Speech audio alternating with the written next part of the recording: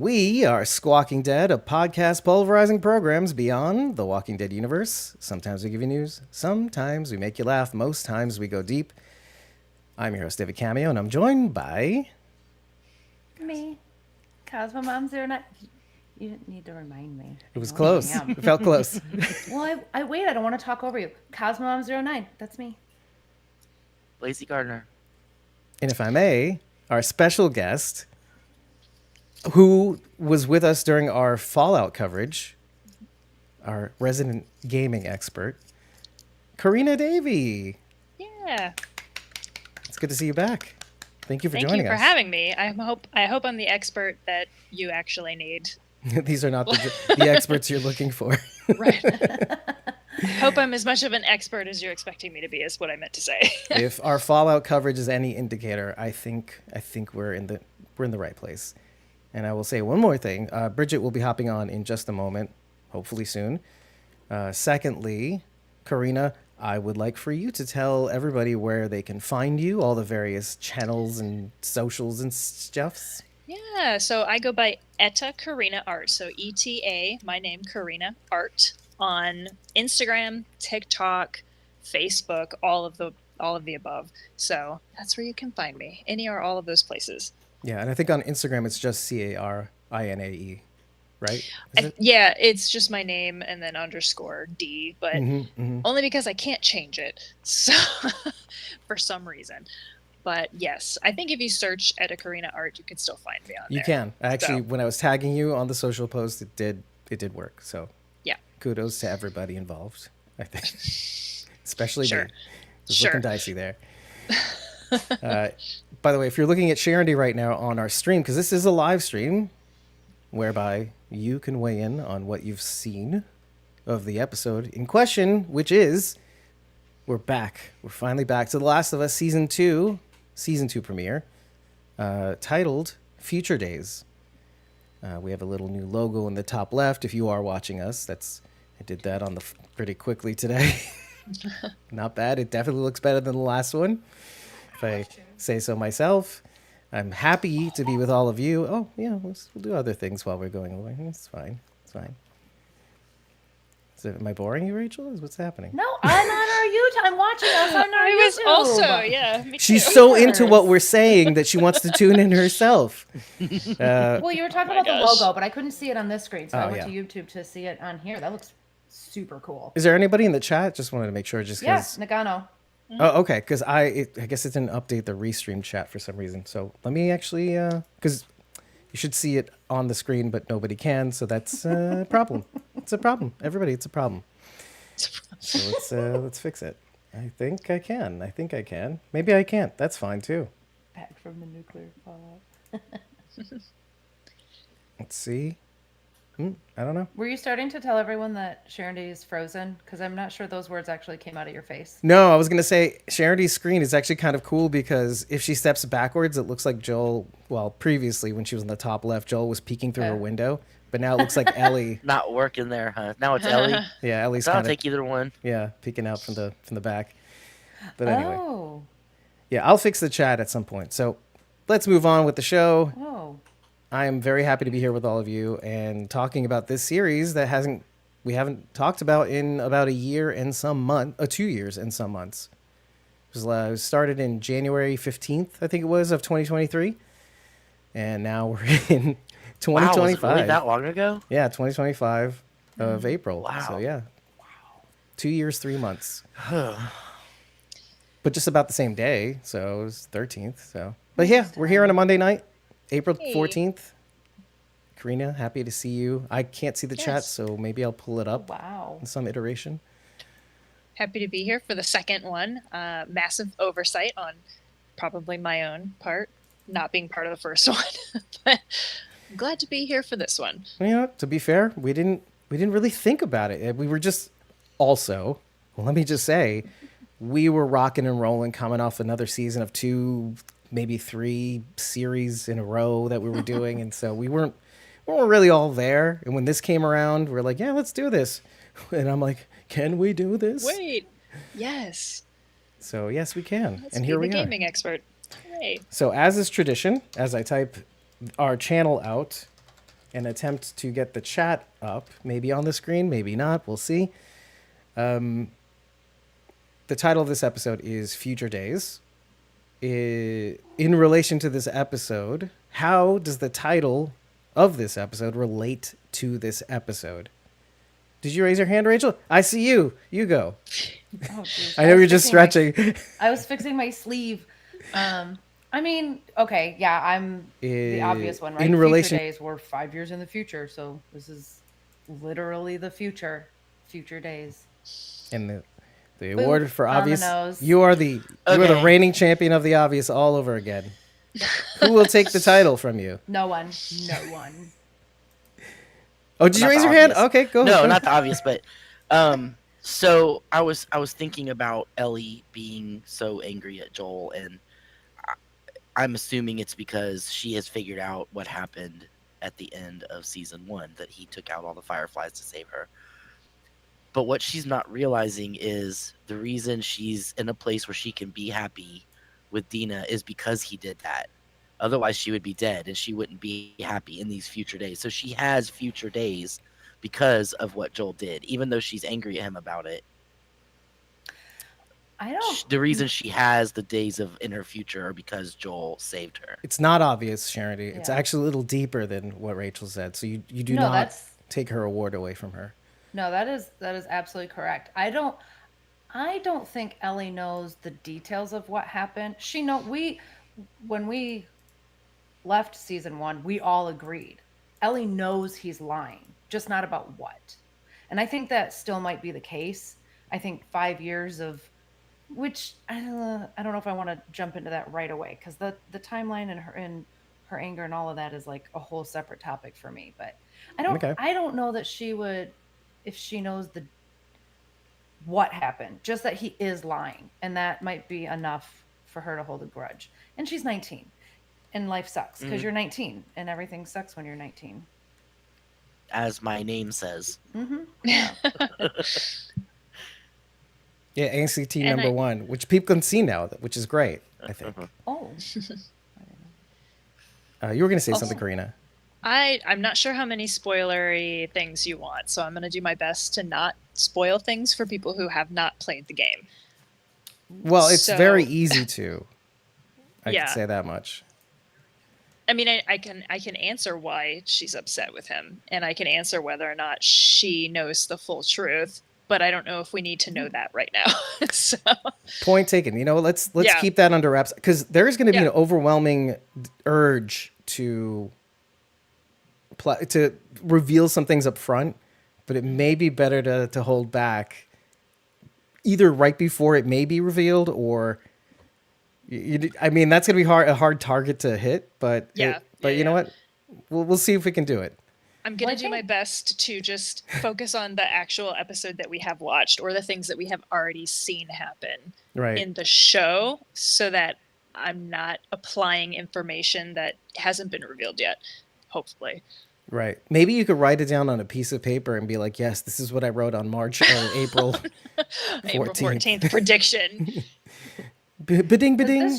This show does follow pretty closely with the game, doesn't it? Didn't we figure that out after the first season? So, yeah, in the first season, it was very close to shot for shot, with some exceptions. They added storyline in with Bill and Frank, Oh yeah. where there wasn't any before.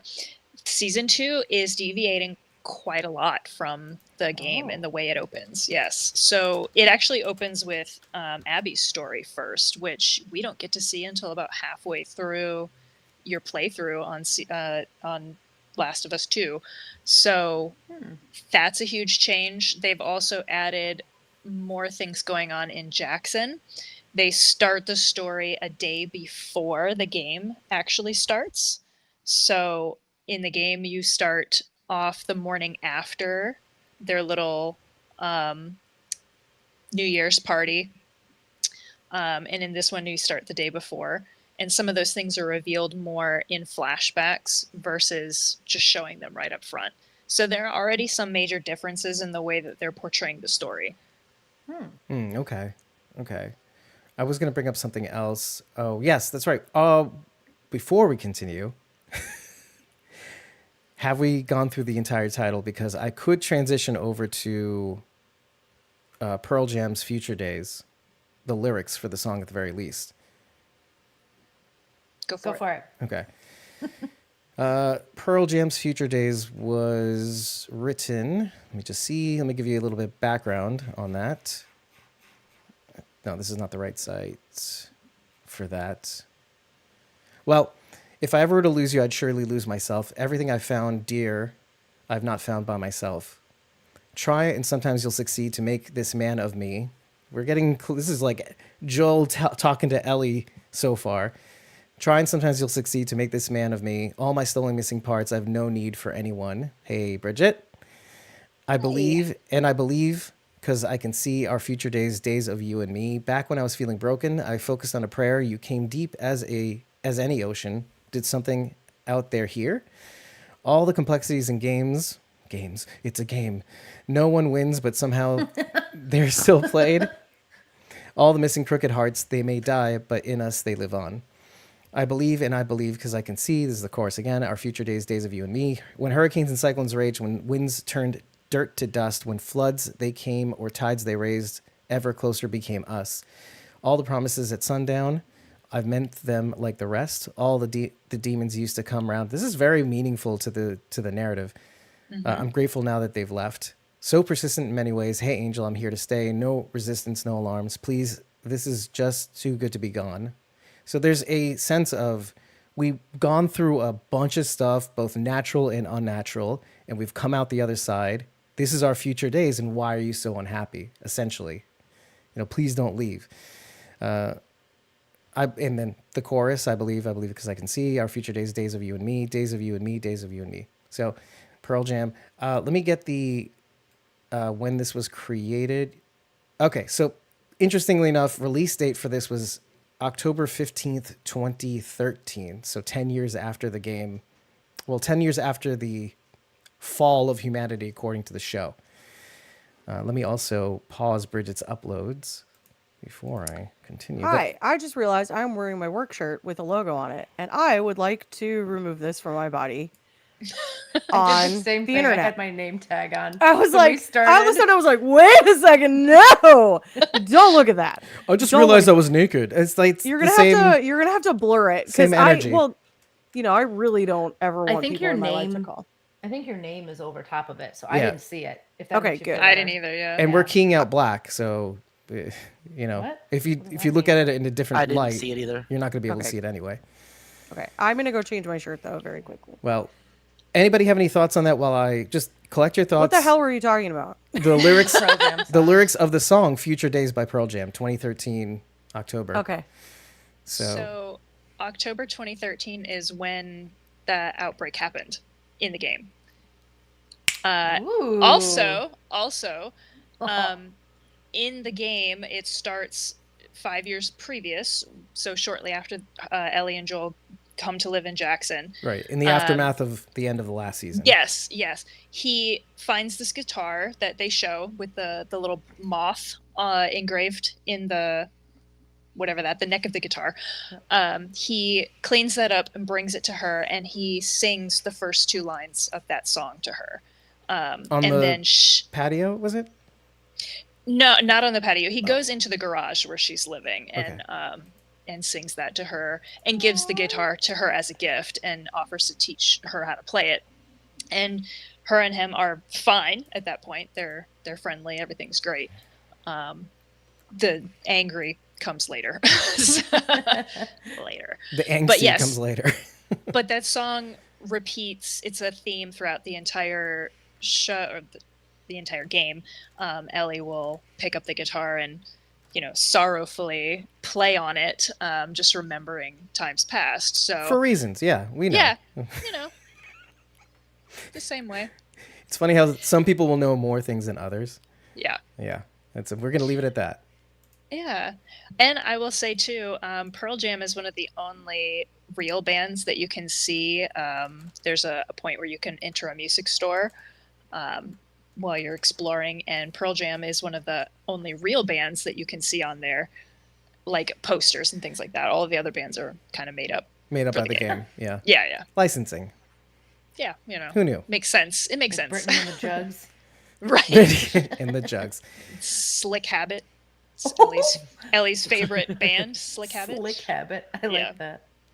Let's give some shout outs in the chat. Obviously, Francisco, aka Nigano, in the chat. Hey, it's starting. What up, you beautiful bastards? Karina back from the nuclear fallout. Charity already got infected because most of her background's keyed out. And when she moves forward, she's completely infected by whatever the background is. Rob Matthews from Australia. By the way, Rob Matthews, he's involved with the show. I have to look into said Rob Matthews, and maybe we'll have a chat with him at some point. But hi, Rob Matthews. I know you just came from Rob. Australia. Jumped on. Can I not see the chat? Is it not available? It's on the screen, but you can't see the screen unless you open the pop chat from YouTube. I'm on the YouTubes. By the way, On YouTube. on YouTube. We're only on YouTube right now because we're live. Did you remember that we're live? Oh, Did you remember that we went live? Left that out.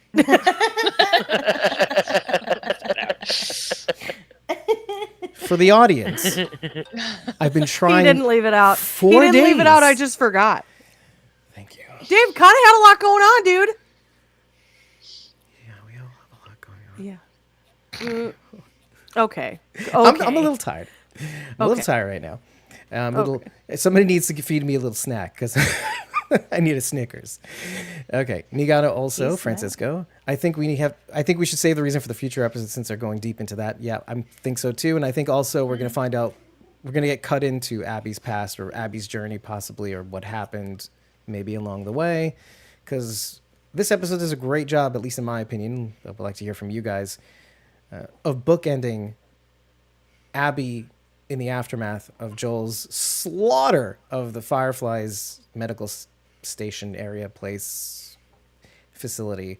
And then at the end, when she and her comrades see Jackson in the distance with the lights at New Year's. And I think that's a pretty prescient indicator of things to come. Go ahead. I was going to say, I think it's interesting that they're, as I was saying before, I'm not sure how they're going to dole out this story because the way it unfolds in the game is very different. And you don't get Abby's motivations or who she is or where she's from or anything until about halfway through the game. So they've chosen to put all that information right at the beginning. So it's interesting that they're changing it that way. Or as much of it as humanly possible because Right.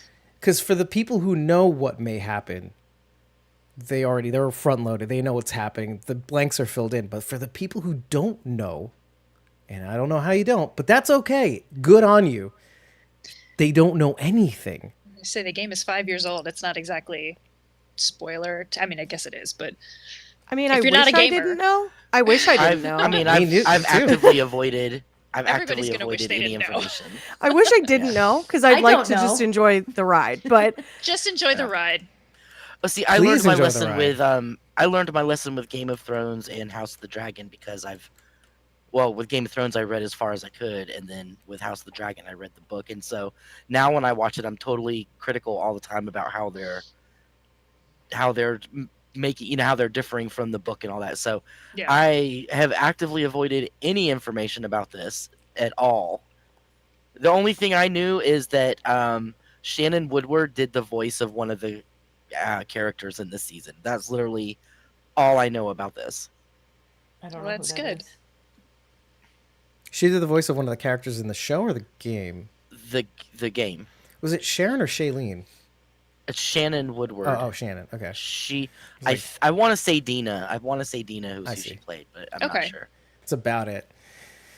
Well, hi to Rob Matthews. I didn't know you were still there, but thank God. Because he says, when you're lost in the darkness, look for the light. He's a firefly. This one, the fireflies Yeah. are turning out to be quite the annoyance. There are Firefly people now. Yeah, see, Rob Matthews is one of them. Firefly people. Francisco says, "Can I say Abby's looks very scary, similar to her also, but at the same time, I see a lot of Ellie facial features. Not sure if they did that on purpose for the casting. Francisco knows more than most people, but I love was it Kathleen Deaver or Caitlin Deaver? Caitlin Deaver is her name. Is the actor who plays Abby Anderson, who you see in the beginning. She did Apple Cider Vinegar, the dramatization of real life events on the Australian influencer who peddled homeopathic or naturopathic remedies to cure cancer. She was Oh yeah, I remember that. She also was in Last Man Standing, which is what I know her from. right, That's which kind of most where people she know like her from. cut her Yeah, teeth. Yeah. and just from that documentary or dramatization alone, I thought her playing this completely not psychotic but very clearly very troubled person is gonna marry very well with Abby in this season, as far as I can tell so far. And I can't wait to see it. And I think we're getting from the slowly part in the beginning. I think we're gonna get a little bit of that. And Rob Matthews says, yes, Shannon did the voice of Dean in the Last of Us 2 game. Yeah. Yeah. Thanks. She was on Westworld at the time, so like I was following The what cast. she was doing. So I see. yeah. And he says, Rob Matthews says, I was in season 2 of the show. I'm really excited to see if you guys enjoy it. Well, so far, so good. And let's ask everybody what they thought of the series on the whole. I know we haven't done that in a while. We've tried to avoid it. But I want to actually ask Bridget first, because how many watches did you get in? Were you able to take notes? I know it's tough. I wasn't ready, Dave. I wasn't ready. You're never ready. I did that on I'm never purpose. ready. You're looking I'm so down. I sorry. was like, let me pick on her. I know. I'm trying to paint my fingernails again. So look, Dave, I can multitask, okay? All I'm doing is talking here. I'm not doing anything with my hands. This show. I could do this show riding on a bicycle, Dave. Okay? Yeah, I could do this in the car, Dave, if you'd let me. With but hand I'm just kidding. signals. I'm just kidding. I could not.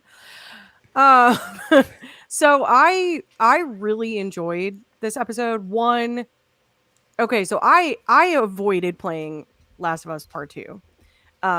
Mostly because Karina was going to come. For on my the show. for my own personal reasons. I did not want to play it. I would have sucked it up and played it for the audience, but then we remembered Karina, and I was like, please just ask Karina, Dave, for the love of God, I do not want to do this. And Karina was like, yeah, sure. And I was like, oh, Tragedy porn? thank Why the not? Lord. I'm I've already put so myself thankful. through it. I'm so thankful. She's a so glutton. that I didn't have to play it. For punishment. But a lot of the shots, the cinematography really looked like shots directly out of a video game. Like when they pan the corner into Jackson, and it's like that wide angle of like the street corner, I was like, oh, this has got to be straight out of the video game. Like this feels... When Ellie leaves the barn is another good one. Yes. It shows... Yeah, just like those. Yeah, those really wide shots. So that was a really cool detail that if you're a video game fan, that I feel like those were pretty obvious. Like as you're watching, like, oh yeah, okay, that's like an homage to the game. The storyline itself was good. I know that Francisco had expressed some like disdain for some of these like additional scenes. Now, because I haven't played the game, I want Karina to kind of lay out like what scenes were added in and what are not in the game, because I'd like to know, do they okay, I missed it. Great. Well, fine, forget it. Never mind. My opinion doesn't matter anyway. I didn't break it down shot for shot, but I did say that they're deviating a little bit, and they've started with Abby's story versus with Ellie and Joel, and they are it seems to me that they're going to spend a little bit more time in Jackson than the game does, which is fine. I did see the disdain for the added scenes. I don't think that they're pointless. I think that they're just telling the story differently. Yeah. And as I said, you know, they're revealing information much earlier than they do in the game. And there must be a reason for that. So I'm trusting that there's a reason for that. They did such a good job with the first season and adapting the first game that I don't think that they're going to throw all of that out the window for the second one. And I also know they're stretching the second game into 2 seasons. So they're going to have to tell the story differently. They do have to add in scenes then. They've got to, because otherwise it's going to be too short. And okay, I was just kind of thinking about that, like, okay, I don't want people to like have this natural disdain for some of these additional scenes if they're important to the storytelling, which I'm guessing that they will be, because again, like that whole Bill episode that we got in season 1, that's told in sentences, and it's just hints of things. It's not a full story. We didn't get a beautiful, scene of a romantic relation. We got none of that. We just got like Yeah. hints at like this is his orientation, and that was really it.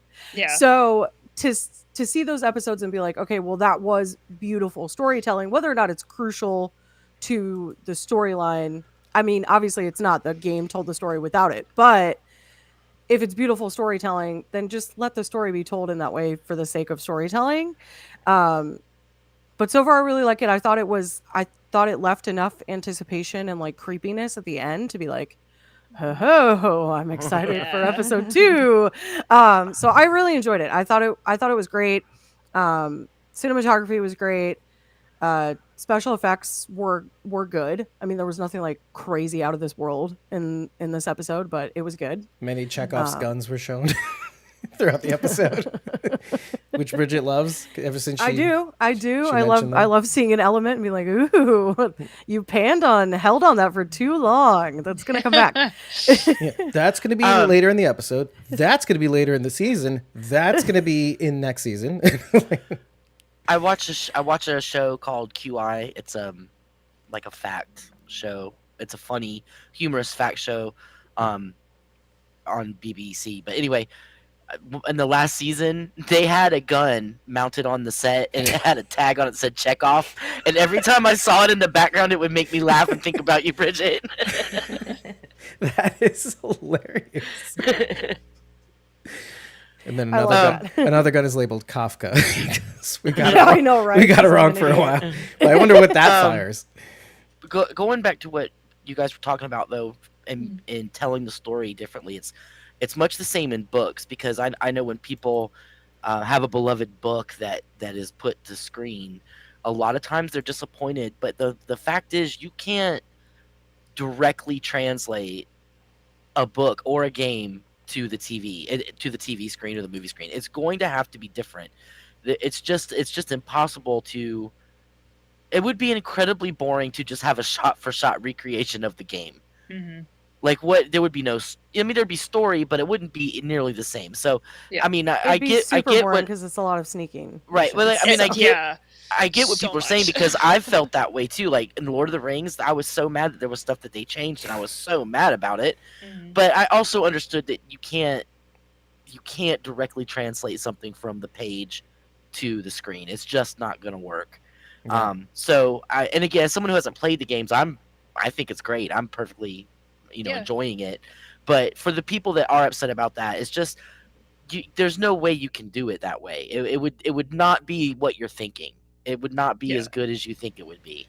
Yeah. Yeah. Well, it reminds me a lot of the reaction to The Walking Dead being different than the comic That's what I was books, gonna which is say. something we went really in depth into, obviously, with this being technically a Several Walking Dead seasons in a row podcast. since the beginning of our podcast. Yeah, they change a lot, but a comic book is a very different format than a television show, because a comic book tells a story in literally one issue, which is not that long, and you can't stretch that out into a full episode. It's not going to work. And then two, then you know exactly what's going to happen, and is that actually fun for you, or is it just going to become monotonous after Right. a couple episodes? I mean, I really understand the urge to see something that you love put to the screen, and to be upset if you don't get that. I mean, I really truly understand it, but you have to understand that there are things that can't be. It would be incredibly weird and boring to watch. Yeah. And I just wanted to take a pause for a second. Rachel, you're still there, right? Because on my screen you're frozen, and that's what's streaming.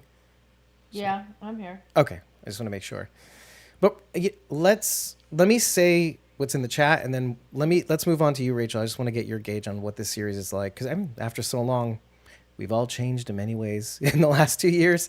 But let me just say, so Francisco says, and I knew this was coming too, because we chatted about it for the last 2 years. Do you guys think it's okay that Abby isn't muscular in the show, or she's okay being scrawny? Maybe it adds up to the drama. Let's go with that first. What do you guys think? Because some of you have played the games or know about the games.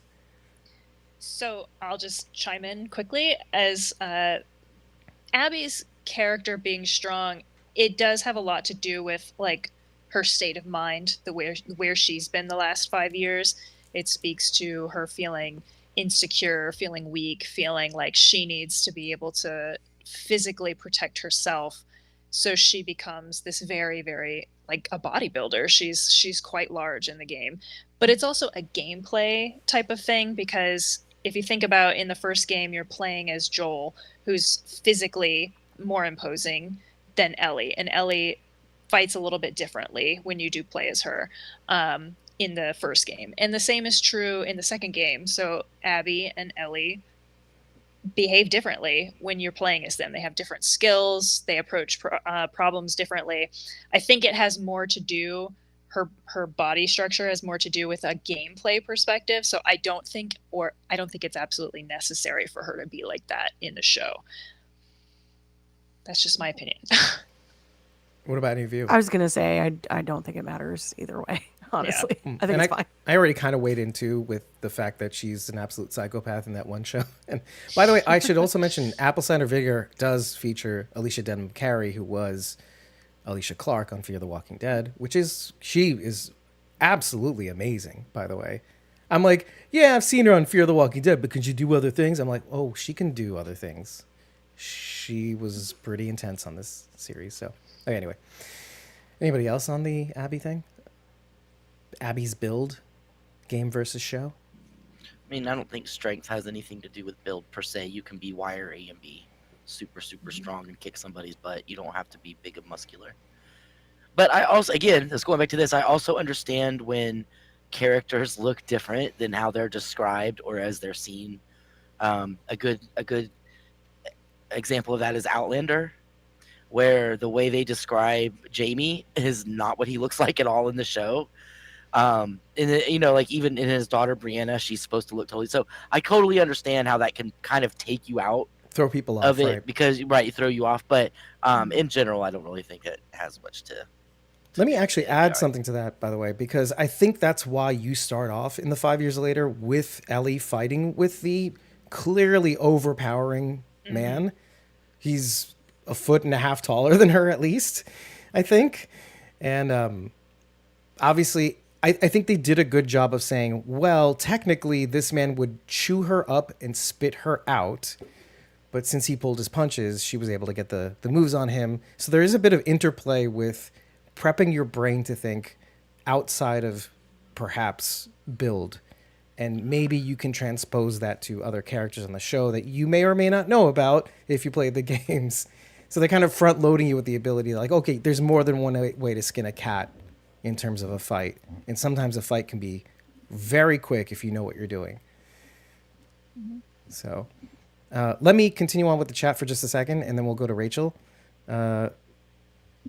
Okay, I was going to say that they were very much trying to fill out the second game with more new scenes and older ones adapted. In part 2 of the video game, you end up playing more time with Abby than Ellie, which is probably why they broke up this part 2 to 2 seasons. But do you have something to say about that, Karina? I would argue that it's not more. It's about even. Okay. And I'll explain why. I can explain why. Okay. So the second game is broken up into a prologue, 3 days from Ellie's perspective, the same 3 days from Abby's perspective, and then an epilogue. And you have roughly the same amount of playtime with both characters. Like a 3-act play. Yes. Okay. That's how the anime fans feel when Hollywood tries to do live action. It's going to be 100% different and sometimes even impossible to make. Absolutely. Because reasons. I think it depends on the people involved and those people who know the lore, not being normies about a story and never read or played. Yeah, and you know more than anybody, Francisco, we can always bring up the one name that made all the difference when it comes to adaptation, and that is Negan.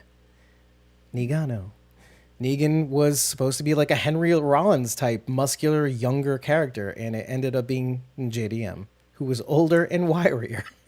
Well, Yet, same thing It with worked out. the governor as well. He was meant to look more like. yeah, a terror. Yeah, that was like that was vastly different because he looked more like Danny Trejo. Yeah, books. yeah. Oh, yeah. Yeah. So yeah, it's Machete. just sometimes you end up with an actor who just really fits the bill. I don't think it would have come across. I don't think it would have translated well. I mean, Daenerys was supposed to have violet eyes and silver hair, and I just don't think that would have I don't think people would have taken that very well. It just wouldn't have. But everybody was complaining. All the people that read the books were complaining about it. But I think that the look was better. It would have been very unsettling. I should just say, by the way, we dropped a few frames while you guys were saying that, so I'll probably rewatch that one piece. Okay. I started panicking. Dave, I'm going to go ahead and just read these last Sure. notes from Rob. Is it because I don't Rob, read as well as you do? You boss? just you get distracted. Okay, so Rob said sometimes you could do shot for shot, but it's a lot better to make it even better than the actual scene, changing things up a bit. And then he said, "Thank you for the stream. I loved being here for a little bit to hear your opinions. I gotta run, but take care to all. Much love to you, Rob." Thank you, Rob. Thank you for showing up, Thanks Rob. for dropping in. We'll keep in touch, and we'll figure out where you show up in the episode. Actually, I'll probably look that up after the stream and see and encourage you to show up in the chat for the next one. So, okay, let's talk about more specific things regarding this episode. The little not Kafka's gun, the little Chekhov's gun of breaking open the clay mainline pipe and showing all the roots. Like, what the heck is that? Yeah, that's a little nutty. You said you wanted Rachel to give her opinion. I just want. Yeah, I want to fine. stop you. I want to stop He you said before it- you move on. He said it twice, and I know. we moved Yeah, on. I It's tried. okay. I panicked Sorry. when the stream dipped, and then It's I okay. forgot. It's my bad. okay. But you know what? Let's do that. Okay. Kafka's gun. First, Chekhov's let's guns talk about Chekhov's gun. and then everywhere. Rachel Yeah, can and talk. then the cordyceps peeking out the end. And now Rachel's opinion about this episode. Oh wait, really? Yeah, really. Oh, I'll circle back. It's fine. I'm a professional. yeah, it was good. Oh wow. Damn it. All that build up for nothing.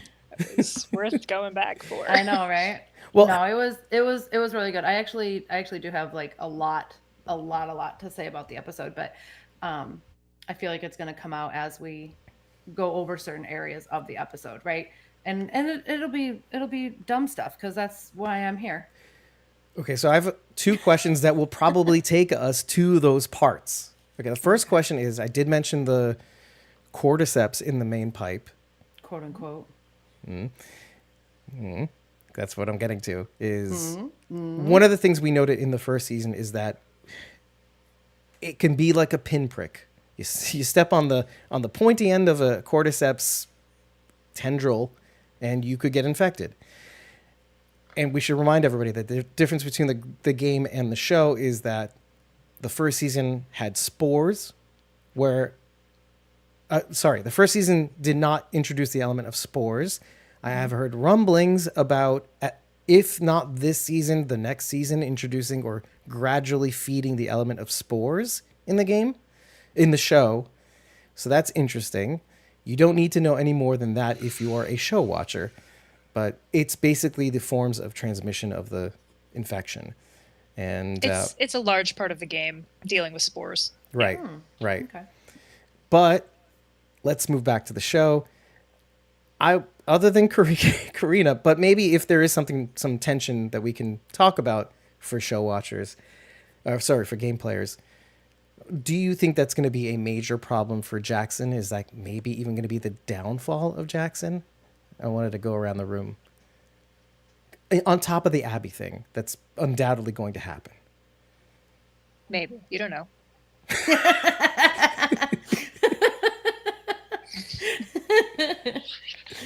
Well, they talked a lot Well, about... I mean, look, Okay, go ahead. if anything's going to be the downfall of Jackson, it's going to be Ellie. Because she is just crazy. You were saying stuff about... I am like...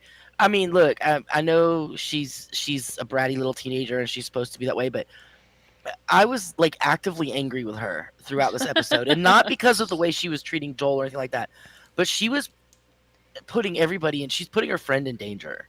Like, sure, you're immune, sure. As far as you know, like, yeah, you've healed, but that could end. Like, you don't know what's going on. But she's so cocky and so cocksure about everything that she's putting Dina in danger by going into this building when they clearly do not have to. And Yeah. I was, when you were talking about the guy at the beginning and like they were pulling their punches, and I'm like, they are not doing her any favors. She needs to have her butt kicked hard so she learns that it can be done. For your sake, Because though, right? because she's Kidding. I mean, They're like, you can beat us if you try. You know, we're pulling our punches, so we'll let you win. Don't let her win, because then she thinks she can win every time. And she's putting everybody in danger with her antics. Like, she's not listening to anybody at all. And on top of the way she's treating Joel, like, where are the adults really stepping in and making her you have to toe the line, Ellie. I'm sorry. I mean, you have to. You're putting everybody here in danger with the way you're being. And They're not that, I following was through on actively boundaries. angry. I was actively angry with her throughout most of the episode. Like, you have stop. So one counterpoint I'll say is, in her defense, she says, "Please don't pull your punches." Like, she's really angry about that because she wants to know that she has a chance, that she can hold her own. Fine, we'll throw that away.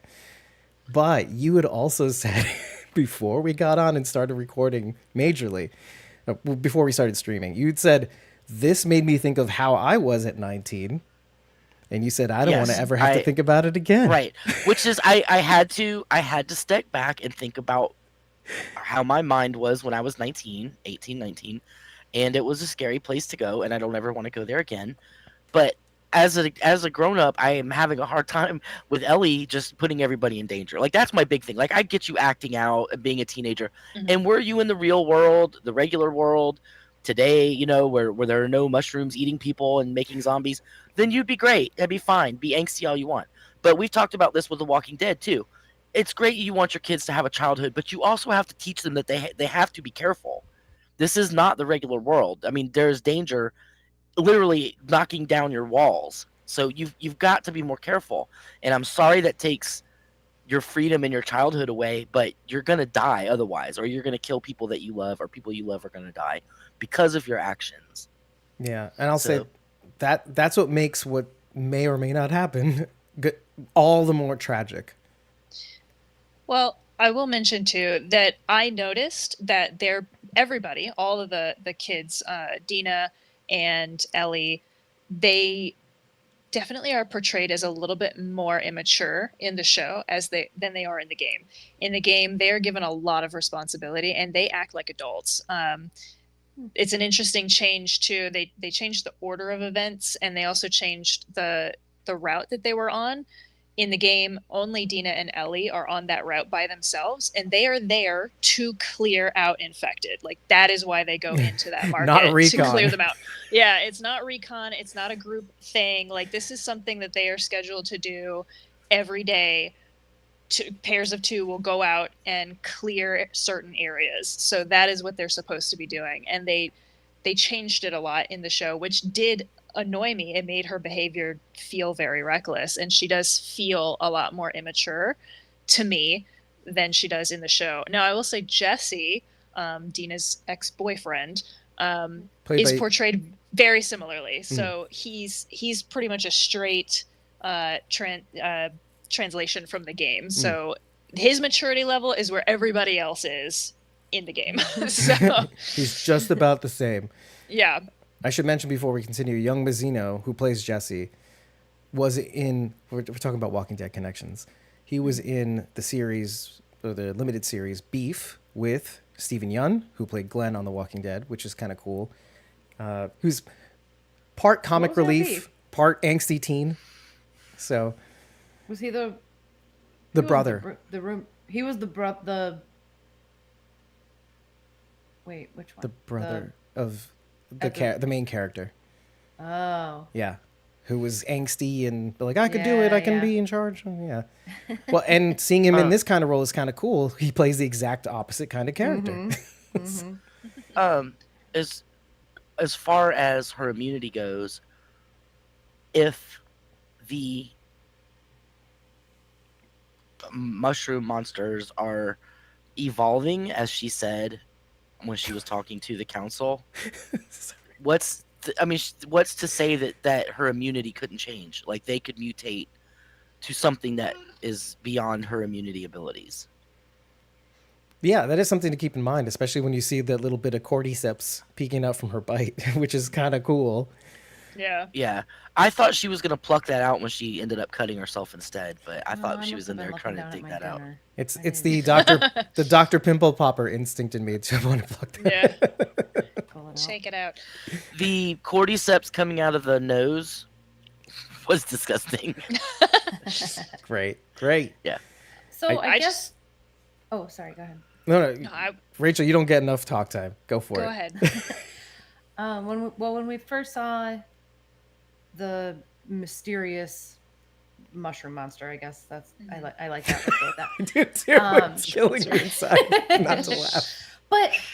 But she's not a full-on mushroom monster yet. I was under the impression that maybe she hadn't fully turned yet, which is why she had more human-like qualities and why she was evading and hiding. And that was my take on that. And then when they had the whole council meeting, I thought, oh, is that not okay? They didn't think the same thing I did. That's weird. All I can say is my experience with the game is that that mysterious mushroom person is it's a stalker. It's well known in the games. You can find posters that Fedra distributed to people in the quarantine zones showing the stages of infection.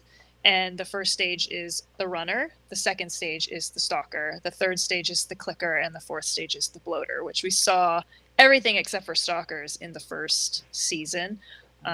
So it's interesting to me that they're portraying this very not common but well known in the game creature or version of a infected person as something brand new that they've never seen before.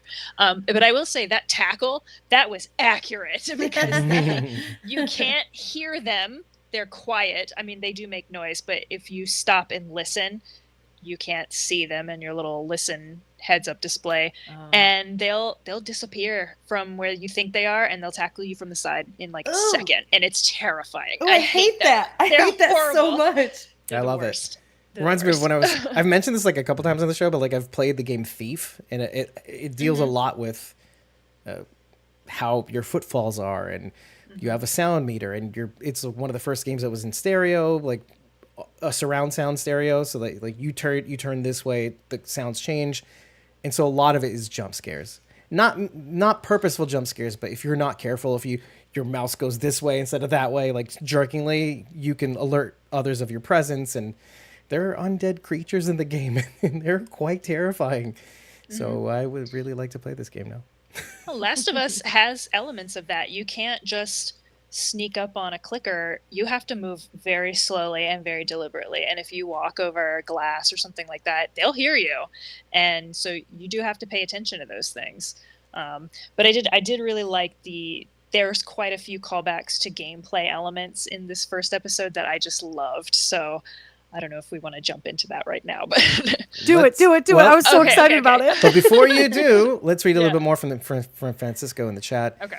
I'll do it. Ellie sounds very Brett, reckless in the show. Ellie needs to be grounded. Ellie feels like she's a product of the world right now because Joel right now can't manage to teach her some education she needs because she wants to do everything herself. Should I say Ellie and Dina act too much like girl bosses, or am I wrong? Francisco, shame. And he says, whoa, Beef was brutal. And I agree. If you haven't watched Beef, it is a tearjerker in more ways than one. Ellie turning into Billy Butcher.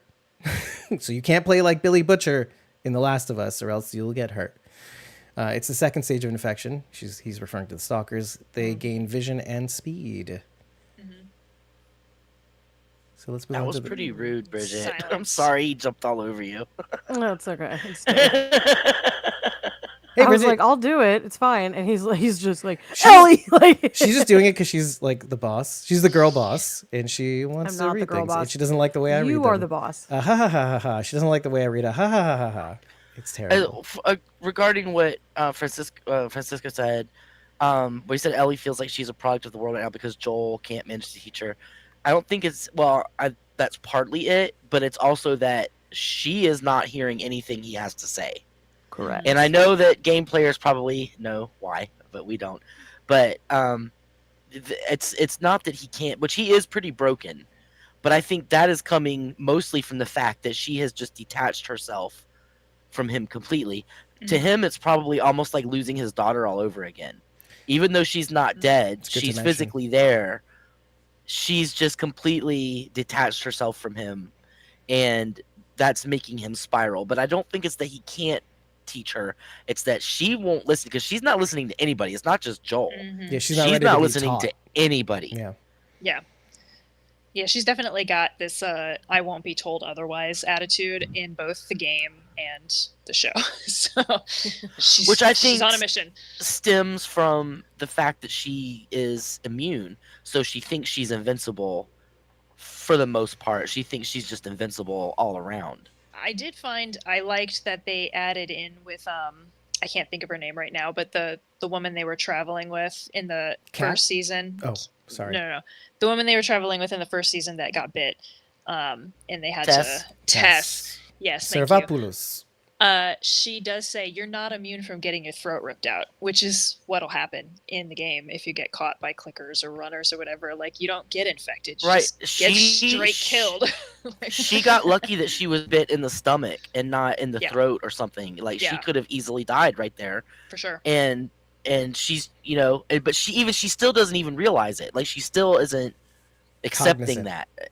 Mhm. Right. She's also supposed to be hiding this from everybody else, and doing the kind of things she's doing recklessly is not conducive to hiding it from Right, people. Because right. what When if somebody saw her get bit? They Would would it- probably shoot her in the face. Dina could have. Well, Dina even joked about that. Do I have to Yeah. shoot you in the face now? Like, if she had Yeah. seen it, she would have. Yeah. So Just like if you get bit in Walking Dead, if you get bit by a zombie, a walker, some people Excuse me? wouldn't wait for you to start to turn. They would just kill you immediately. So she's playing with fire by being reckless the way she is. Yeah. Mm-hmm. I will And say, I'm guessing that's stemming from guilt, because she obviously knows that Joel killed all of the fireflies. I mean, she's got to know it. And so I think part of that, she's reckless also because she's feeling guilty that all those people died. And her ability to save everybody else is not potential anymore. So she probably feels guilty, and like was it survivor's guilt, right? Like, why am I the one that's lucky? So I'm just going to be reckless and stupid because I'm hurting and I don't have any other way to express it. Like, she's the one that needs to be seeing a therapist, for real. She needs to be she needs to be hanging out with Catherine O'Hara. she needs a psychiatrist, not a psychologist. And Well, she needs to be hanging she's out. a teenager. Her frontal lobe is not, developed. Yeah. No. Yeah. Well, I want to backtrack a little bit, though. Let us ask the question, because it isn't quite apparent. You could say that it is because Joel kept whatever it was from her. But does she know what happened? Well, we talked about this at the end of the first season. But I does don't know she if you remember really this. know? We talked about this, and I do remember, but yeah. we felt that based on the look that she gives him and how the camera holds on her face for that moment, that was the story's way of telling us she knows that he's lying. She doesn't know 100% what exactly happened. She just knows that he is lying to her. And so that's what we went with. I know you weren't here yet, but I said that at the beginning of this episode too. Well, the problem is that we don't know that she knows for sure. And it's always going to be a sticking point of, we assume that she knows that, which she doesn't know exactly. And I feel like what's great about the psychologist scene is it's basically Ellie on the other end being like, just say what happened. Just say it out loud so we can finally move on. And she plays both roles. Catherine O'Hara, basically, the psychologist. She plays both the roles of Ellie and Joel, in a sense. When she's saying, should I say it?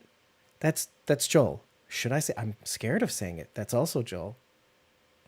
I find that really, really interesting that she is the voice in these people's heads saying the things out loud. And also the response. If you say it out loud, if you just tell me, we can get through it and we can move on, and it'll give me the opportunity to make amends and move on. But it never comes. Not really. Not at all. Because Joel is he's not ready to say it out loud. And I think he falls back to the default of what I did was right, and that's that. I'm just like Ellie. I am right, and that's that. Well, Tommy does say that they're exactly the same person. So, I That's a mean, good Chekhov's yeah. show don't tell. They're the same person. I mean, I Same think maybe she also feels like she doesn't have a purpose because she felt her purpose the entire time of season 1 was to save everybody, save humanity. Mhm. And now that has been taken away and she doesn't have, so maybe that's another reason she just feels reckless, like I don't have a purpose anymore. I'm just Mhm. here. Why am I here? Well, there's the added element of, and it's just a offhanded comment that's made by Dina, but when they're talking about going to this dance thing, this like social event, and she's like, "Well, are you going to ask Kat? She's the other one." Like, it's this idea that there's this sexual orientation aspect to this, and Kat's like the only other person that she feels like maybe was out there as an option, and the world is really limited now. It's super small now. And Yeah. so what does that mean for you long term? Are you now at 19 accepting that because you don't like Kat that you're going to be alone for the rest of your life? Like, that's a big pill to swallow at that age. So Yeah. I just think of like all of the hormones and the emotions that are like flowing through your body at that age, and then to have all of this really heavy world stuff kind of in your lap. That's Mhm. a lot. Yeah. Can I add to that for a little bit? Because there two things can be true. Because you do see her putting in journal entries of the day, the barbecue. Yes. Don't Yes. f this up. Don't Barbecue. f this up. Don't f this up. But if you look very closely to some of the other scribbles, there's allusions to her wanting to be with Dina for a long time. Mhm. And the second thing that can be true is when Dina kisses her, she's like, I never thought I could have that. Go to tag on what you're saying is that there was only the other one. Dina, my best friend Dina, whom I've longed after, but that's not going to happen. She's with Jesse for all this time. On again, off again. Yeah. Me? But me? And then she leans in for the kiss because it's like, yeah, Yep. the door's open, baby. Let's go. Yeah. But it's that I love that. I can't believe this is happening because didn't all of us at one point? I hope maybe I've been. You're blessed to have this experience where you're like the girl that I want wants or the guy or whatever wants me back, and then you're like, yeah, let's do this. But no, the first part is what I'm focusing on. Is that Yeah. and it's so cool that when I see it, it put me back into a position from when I was a kid. It, I love that part. I just did, Yeah. and I'm just gushing about it. Kudos, That show. that whole scene too, I will admit, is pretty much exactly the way it is in the game. It's just revealed much later as a flashback. So they've chosen to show it ahead of time. Because remember, I said the game starts the morning after that event. And it starts off with Jesse coming to her garage apartment for their route for the day. And he's like, heard about what happened with you and Dina last night. And she's like, oh, this is so awkward. Like, she does not know what to say to him because she didn't realize that they were broken up at the time. So, So they're getting and stuff he's out of the like, way. It sounds like yeah, too. yeah. And Okay, he's cool. like, I was talking about when Joel punched Seth. And she's like, oh crap. And he's just, he's messing with her. He's just having a good time. But yeah, the whole game starts the morning after that, and then you reveal these things later on. But that scene is shot for shot exactly like it. Dina is dancing, and Ellie's like, she's really putting on a show for everybody, because she's obviously the young pretty girl that everybody wants, So her dancing with her saying you smell like garbage and all that stuff because they're just being friends, and then she's like, they should be terrified of you. Like, all of that is exactly out of the game, and it's so perfect. It's so good. What do you mean by that? What do you mean they should be terrified? Like that feeling? Like not Yeah, me, like, not this. what? This? Yeah, talking about me. Yeah. The self-deprecating, not thinking they have a shot ever in life, ever with Yeah, this person, yeah. because there's no other people for me. Only Yeah. the other one, Cat. Yeah. Or barring if some refugee wanders in that happens to be, your thing. Speaking of, let me go back to the chat if you don't mind. Okay. Guilt is the I just want to. Oh. I'm sorry. I just want to say one thing real quick. I don't want it to sound like I don't understand Ellie and what she's feeling. I mean, because I do. I'm not angry with her so much as it's like, where are the adults in the room Mm-hmm. to step up and say like nobody is stepping up and saying you're taking chances you shouldn't. You know, like everybody is afraid. And I think part of it was addressed when the guy was like, if I didn't pull my punches, then I have to answer to Joel, and nobody wants to do that. So I feel like everybody there is afraid to say anything to her because of Joel, but Joel isn't doing anything either. And so she's just being allowed to do whatever she wants, and nobody is really stepping up to put a stop to it. So I'm not dissing Ellie. Like I understand she's really just a kid. I mean, yes, she's seen a lot in her life, but she's still really just a kid. And so I understand her. My beef is like, where are the grown-ups in the room to step up and say something? Francisco, I'm going to put you on hold for a second to address this one question, if you don't mind. So sorry. Because I do want to talk about this. It's not explicitly said verbatim or out loud. And this actually goes to one of Francisco's questions about, can we talk about Gail's husband, Joel killed Eugene? That was also a big change from the games, is being discussed a lot since the husband will show up in a flashback this season, which, thank you, because I was hoping to see that. There's a little bit of open-endedness. There's a little bit of, and the reason why I asked, why is it the thing that we're all thinking that was left open from the end of the last season? Is it the whole Firefly Station slaughter that Joel did that Ellie was completely knocked out for? Or is it something else? Because there's a theme of overprotectiveness throughout the entire episode. The concerted effort that Ellie is basically pissed off because he's a hover parent. He's very, very... He did not have to commit violence against Seth and push him down. He's an older man. Come on, man. You talk things out. I mean, I know it was a terrible thing to be said, but, you know, we're all we have. Anyway, but then there's the other theme. It's the other side of that coin is that Joel is terrifying. He is imposing. People are afraid of him. And at first when he said to Dina, don't tell people about the therapy, it's a triple-sided coin, because on the one hand, there are some people, and Joe may be of that generation, that feels like if they know I'm in therapy, they'll know I'm crazy.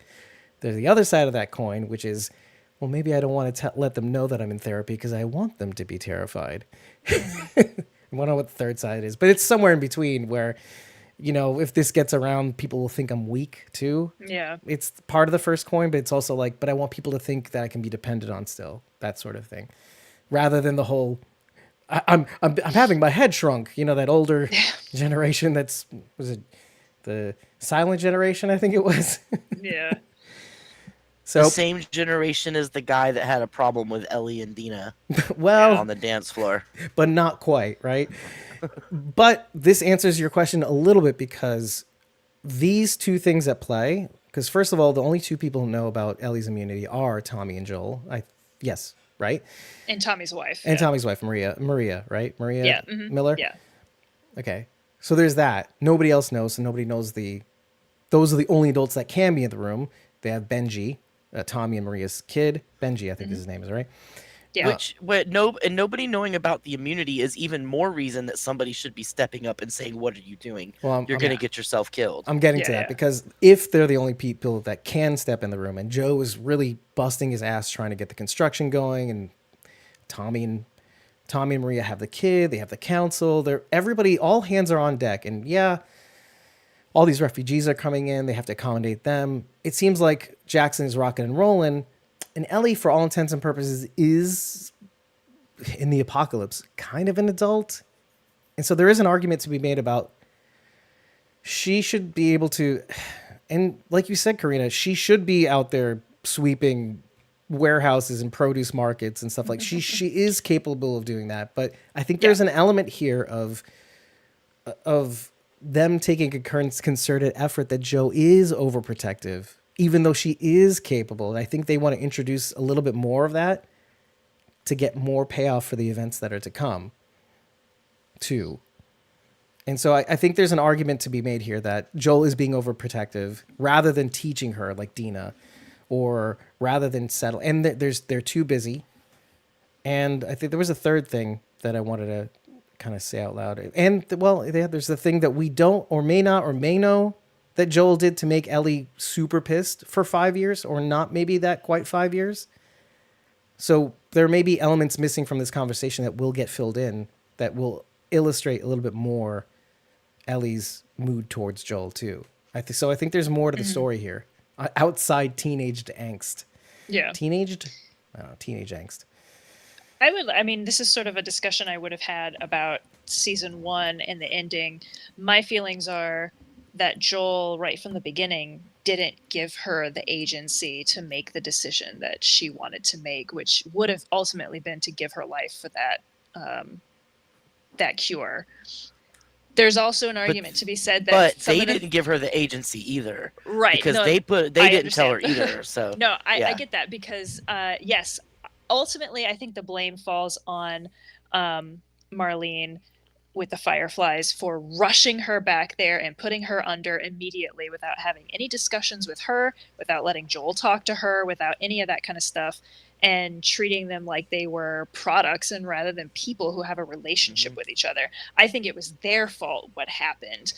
Joel made the best decision that he knew how to make, because as far as he knew, he didn't know that cure was actually going to happen in the game. It's actually very apparent when you find all these little recordings that it's a small chance maybe we can get a cure out of this, but 100% Ellie's going to die if we do it. So that's a big part of it. And Ellie was never allowed to hear any of those things, there was no discussion ever had about it. But they don't, right. He doesn't know. She doesn't know. From her perspective, she passes out underwater, almost drowning, and then she wakes up with Joel driving her away from the hospital. She has no knowledge about what happened in that hospital.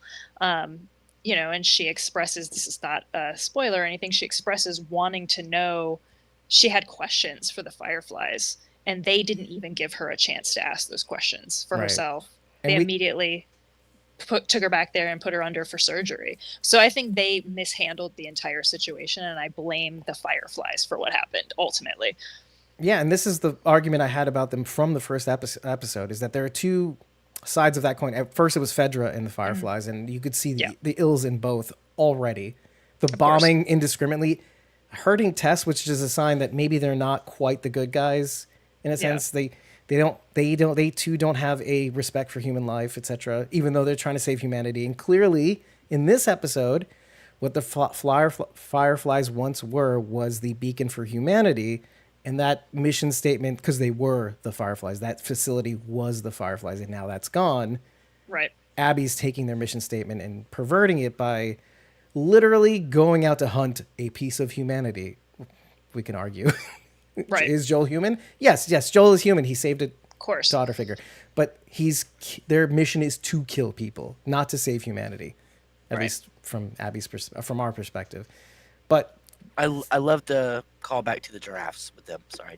I knew you would. I was like, really cool. in my notes, dumb giraffes again in the baseball timer. Anyway. Dumb. I mean, they're majestic, and it's a great scene. Fine. It was a magical moment. I get it. It's fine. I know. But there is a tag to this, and that is what the first scene with Abby and her comrades in the aftermath of Joel slaughtering that facility. There is a thing that is said. There's some pregnant phrases in that scene, one of which is the following. They were talking about the whatever it is, but we know that it's the cure. Mm-hmm. But what was said was, it's not possible without the, and then it gets cut off. And now, this is what I was saying before about, there are some things that I know I'm going to have to bring up, but I know that maybe we can't answer just yet. But it's the without the whatever it was that she was about to say, that the cure isn't possible without the what. So like, I can tell you, but is this something that we should be able to hear, or is this something you think we might want to wait and see? I don't know. The show hasn't revealed it yet, so I'm gonna go with I'm not gonna tell you. Okay. I there is an answer, and yes, it was very pregnant phrase. It is alluding to something, and of course, they were cut off and not able to finish the sentence. But yeah, I'm sure they'll reveal what it was.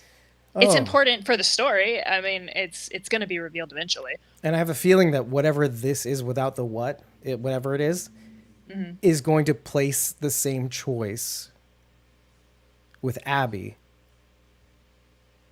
Do I save humanity or do I go after, let's say, go after Joel and then therefore Ellie or whatever it's going to be, right? She will have a choice between going back to her original mission statement and choosing violence, and maybe she'll make the wrong choice, therefore mirroring her and Joel in a sense. Like, do I do the right thing or do I do the thing for the collective or do I do the thing that makes me feel good? There's definitely a theme of history repeating itself, I would say. There's a theme of going back to a certain moment and reliving it over and over again in the game. And making the wrong-ish choice? Well, thinking about the choice that was made and in a dreamlike sequence, seeing how things could be different or seeing how that is getting warped. You know what I mean? So there's definitely a theme of that, and it'll be revisited, I'm sure, if they're sticking to the format of storytelling that the games do. They're going to show that over and over again because, anyone who's got trauma is going to replay it in their head. So therefore they're going to portray that in the series. So when we see that a lot of it in Joe in both the first and already the second season.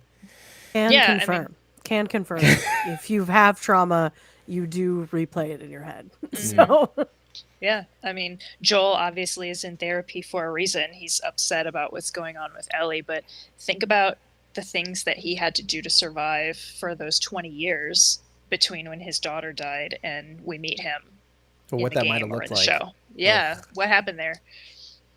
I mean, and so going to we did mention Eugene and changing Eugene's character a little bit. It is something I hadn't considered, but and again, should I reveal it or not? Don't reveal it. Is this a piece of paper moment again? Yes. It's sort of a piece of paper moment. So Gail, his wife, the psychoanalyst, talks about how Eugene could grow buds in the middle of winter, like no problem. That is, you stumble on Eugene's grow house in the game, and they're like, whoa, like they're just, it's impressive. Like, let me just say, they also stumble on some letters and things like that. So Gail is not in the game. She's mentioned in a letter, and their daughter is mentioned in a letter. So I think it's interesting that they brought her into the show, and they did change the way that Eugene died, because in the game he died of a stroke, presumably natural causes.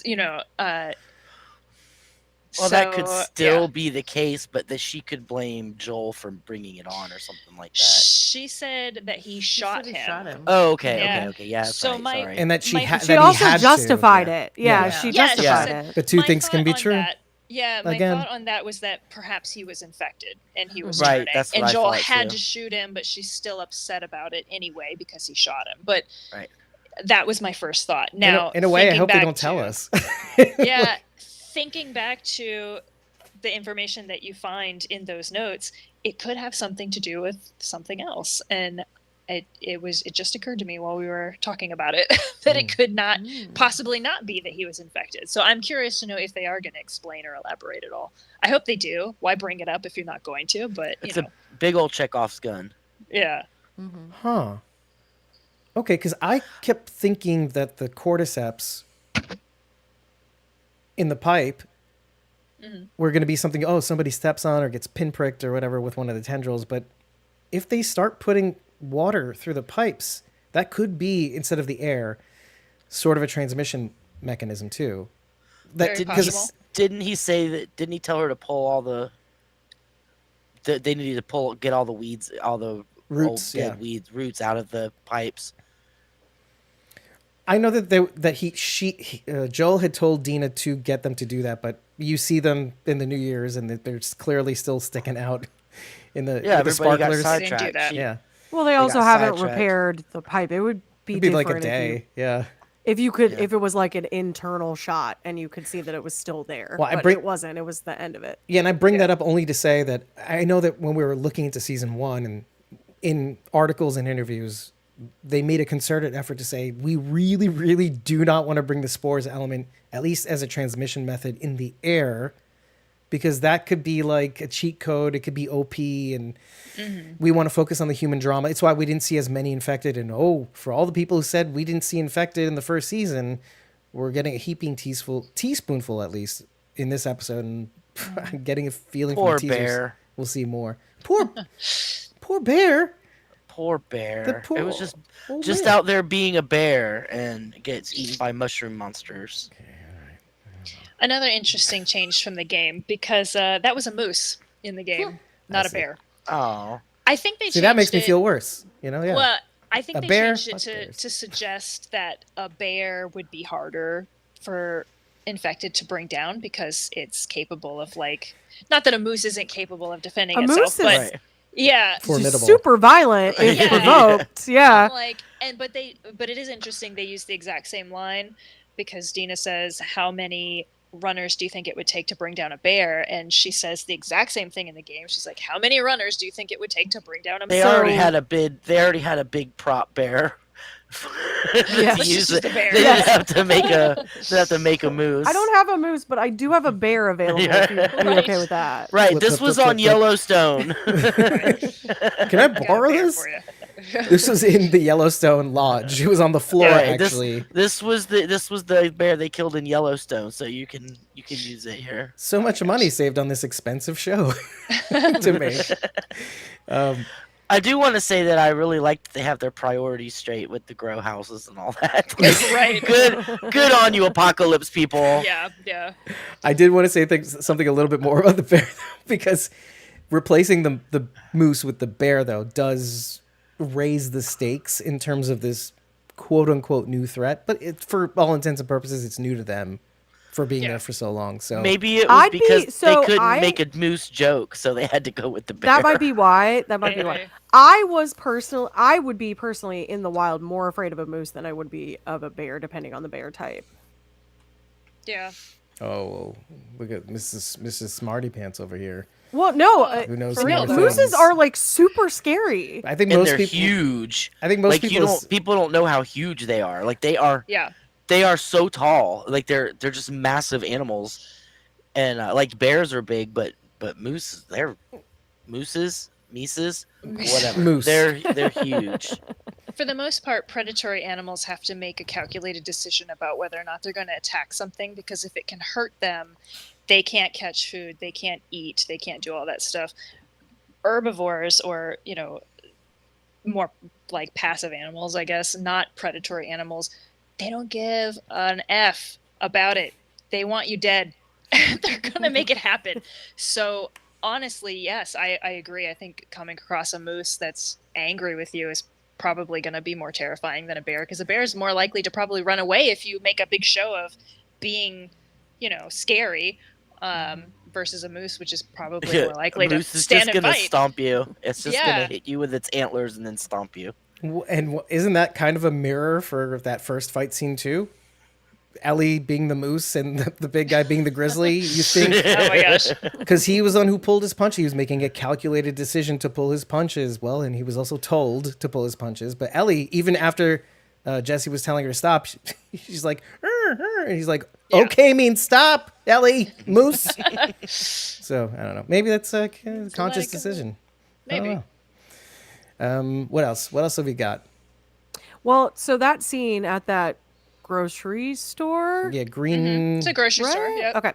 Green Um, Hills Market or something like that. So that's where there's a lot of little details that you're like, no, that's a video game thing. Yep. So Karina had brought that up a while ago. So I'd like to go Yes. through those little moments Yes. because it was cool and I was very excited and I was like geeking out about it. I'm like, it's like the game, which is It's so just like the dumb game, because yeah. it's just like a little thing, but It's not dumb. I felt exactly the same way. I was like, oh, they stopped to listen first? That's so game-like.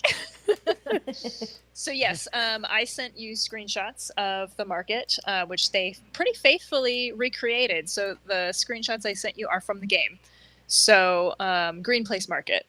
So this is the actual market that they go into in the game, and they've recreated it very faithfully, I think. And the fact that Ellie and Well. Dina stop what? I mean, this one looks more like a lodge-ish kind of thing, and the other one kind of looked like a. But hey, it looks pretty cool in I the think game. Logo wise, Yeah, it's they same. did a good job. Yes, Yeah, it's yeah. pretty much the same. Weston's you know, Pharmacy. Okay, so it's not Red Rocket gas station accurate, but From Fallout, everybody. Calm down, everybody. No, but the fact that they stopped to listen, because Ellie's like a clicker, and Dina's like, wait, let's listen. You listen out, and there's 2 clickers.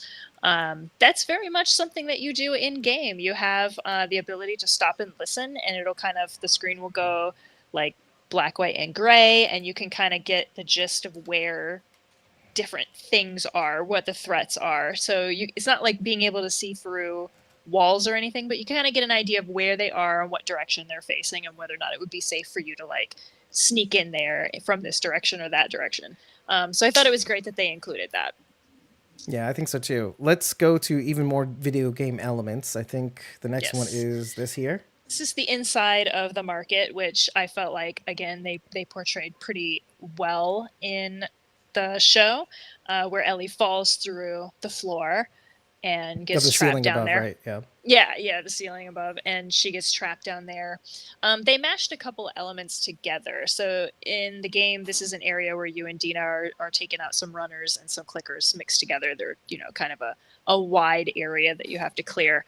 But in the show, they kind of condensed all of that into, they took out the 2 clickers, which kudos to throwing the bottle as a distraction. Again, another huge game thing, where she picks up the bottle to throw it and distract or attract the clicker to an area where she could attack it. And then her attempting to sneak up on it. And again, she wasn't sneaking slowly enough. She creaked the board and it heard her. So she had to quickly close distance and take it out with a stealth kill, which is exactly what you would do in the game. Make a split-second decision to either run away or try to take it out before it recognizes that you're a threat. Well, so there's a second element too, which is, if you think about it, even just on a cinematic level, Ellie puts the flashlight on her like coat pocket in the front, and as she turns around, kind of like a video game, you see kind of like what is, and the camera is over her shoulder ish. Yes. So you're kind of getting that first person vantage point, or more like a second person vantage point, but like of your surroundings as she's moving through it too. So I felt just the movement in that scene felt like a video game. Yes, as well. Very much so, because that's where your flashlight is in the game. It's in your front pocket. Yeah. And then the last screenshot I sent you was literally of my playthrough. Oh. Not the Stalker. There you go. Yes, that was my playthrough where I found Employee of the Month, and the good boy got July Employee of the Month, and they referenced that in the show. They literally showed it. This is actually a solution to a safe code, by the way. So yes, that's why that's there. But yeah, they recreated the Employee of the Month pretty faithfully in the show, and then the good boy is a little different. It's like a Bichon Frise or something like that, and this is clearly some kind of lab. But yeah, in the show, yeah. Otherwise, very, very, very accurate. Just a little Easter egg for people who have played the game, and I love that. So yeah, and Charity had mentioned she had hated the infected the Stalker. Yeah, they're horrible. Now They're the worst. The reason why I actually pulled this image up was because I wanted to say this out loud in case somebody might have thought the same as I. Was this the Stalker that Ellie shot in the beginning of the show with her with sniper rifle? Oh, when she was with Tommy? I thought it was strikingly similar. The movements were similar. It was a recently infected. I thought but the clothes are clearly different. So, and her face wasn't as torn up as it is here. So I can safely say that I don't think that it is. It would be cool if it was. Well, her face got torn up by the bear. Oh, well, then maybe. Well, I would think. The clothes are also different very too, possibly. though. The clothes are very different, though, too. Well, she didn't. She changed her clothes then. Right. She's that kind of stalker. Maybe they're making them more terrifying and more self-aware in the show. Possibly. I was how gonna. her cordyceps look like a crown. Yeah. I thought she looked very deer-like. Yeah. Yeah. I did want to mention when we're talking about this that a stalker already existed and that was like the phase 2 Mhm. from the game. I think often when we're talking about this kind of intellectual property, when we're talking about these kind of zombie, quote unquote, whether or not that's what you call this kind of thing, it's Sure. infected, whatever. Um, like like concept. Oftentimes, the complaint is, and I think a lot of it is like exhaustion from oversaturation in the market, right? Like zombies became like a really big thing in 20, I guess it was like 2008, 2009 is when it really started. That like Pride and Prejudice and Zombies coming out as a book, like really just like kicked it off. All of a sudden it was zombies everywhere. And everything was zombies. And I was as on top of the world. I've never been happier. But I think there was definitely an oversaturation. And a lot of the time what people ended up saying about it was that there's not much that you can do to make that genre increase in tension and scariness as we're Mhm. moving forward because they're already dead and the dead have already risen, and how does that get any scarier than it already is? Right. And then often what shows do is they migrate towards, well, they're not the true enemy. The true enemy is humanity at People. its core. And Yeah. so it The kind of goes Walking that Dead route. is people. Yeah, and so but people are kind of tapped on that concept too. They're like, I just want to see zombies. Like, I don't want to see all of this people become the bad guy kind of thing. Mhm. So I think if you're taking a look at kind of market research over the last 15, 20 years, gosh, yeah, it's like 15, 20 years. That's Mhm. crazy to me. Mhm. When you're kind of looking at all of that data, I think it's easy to kind of say like, okay, well, we've got to amp up these zombies, but in a way that's maybe more palatable to the masses than, oh, well, people are really the problem. People are the problem that is going to come in Mhm. to the story. But we need Um, reminders. but we also need for that element to still be scary, because if you back out too much on zombies being the real villain or the reason that your society is falling apart, we get to that, oh, humanity is really the problem at its core kind of thing. And that's been done so many times. So I wonder if they were kind of like, look, we've got to amp it up somehow. So we're going to save this for later so that it Mhm. looks like they're becoming smarter instead of, Yeah. they just become big old dummies that are That's- huge. That there's an evolution and that things may get worse for humanity. Yeah. Yeah. Yeah. I think two things can be true, because I think the only reason why zombie property started taking off around the time of The Walking Dead, I know Romero tried to do it when he first did Night of the Living Dead. I don't think it quite landed that that the people really are the problem rather than the undead rise, because nobody had really done it successfully in the past. Oh no, the ending of Night of the Living Dead 100% solidifies that being. No, I agree, but what people remember is the dead. They don't really think about Whereas The Well, Walking he Dead. changed. Go ahead. He changed the genre. I've talked about this Yeah. on my channel. I've talked about this a lot on my channel. He changed the genre because prior to this, zombies were viewed as, and this is, I don't mean this is not to be offensive in any way. It's Well, just like voodoo. Historically, this is where it's coming from. Hoodoo, voodoo, Right. like Haitian history. Right. That is where it came from. And so it wasn't that they rose and they just had their own plans or their own goals or their own desires. They wanted to take That vacation wasn't days. it. Yeah, the whole thing. They came back and they were under control of Somebody. whatever Right. chief or medicine man or whatever you want to call them, depending on the movie or genre.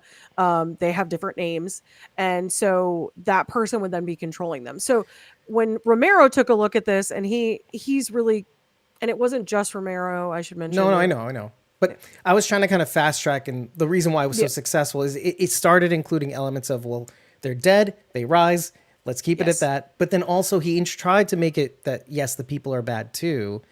But Yeah, what people he did. And it stuck with people. But I think largely what large audiences remember is, oh, that's terrifying. There's no reason for it. Why is this happening? This could happen here. People had nightmares for a month or two at least. But I think if we want to talk, if we want to say like what film really did that, because there's a more terrifying film than Night of the Living Dead. and it's Jack Russo, who was the writing partner originally of George Romero. They split off. Right. It's Return of the Living Dead. It is 100% the more terrifying choice. It is dead that are unkillable. Stabbing them in the brain doesn't do anything. You know what? Cutting them apart doesn't do anything. Their pieces will still come after you. So that is ultimately like, and you can get it if you burn their bodies, and that's the only way to get rid of them is to burn them, and then it releases it into the air, and then it'll get into precipitation and fall down. There's and no boom, winning. you've got a whole nother area. It is the most terrifying concept. So if we're talking like the root of like this is horrifying and I hope that this never happens, like that's the root of it. And I think that this is you're actually kind of making my point a little bit too, because I think two things can be true. Like going back to the original point, is that they needed to shift the focus because hey, we already have zombies in the genre, right? Oh, zombies have their own genre too under horror, whatever. Okay, now that we know that this is a thing, let's springboard off of it and actually focus on the human element, which actually made zombie movies way more compelling.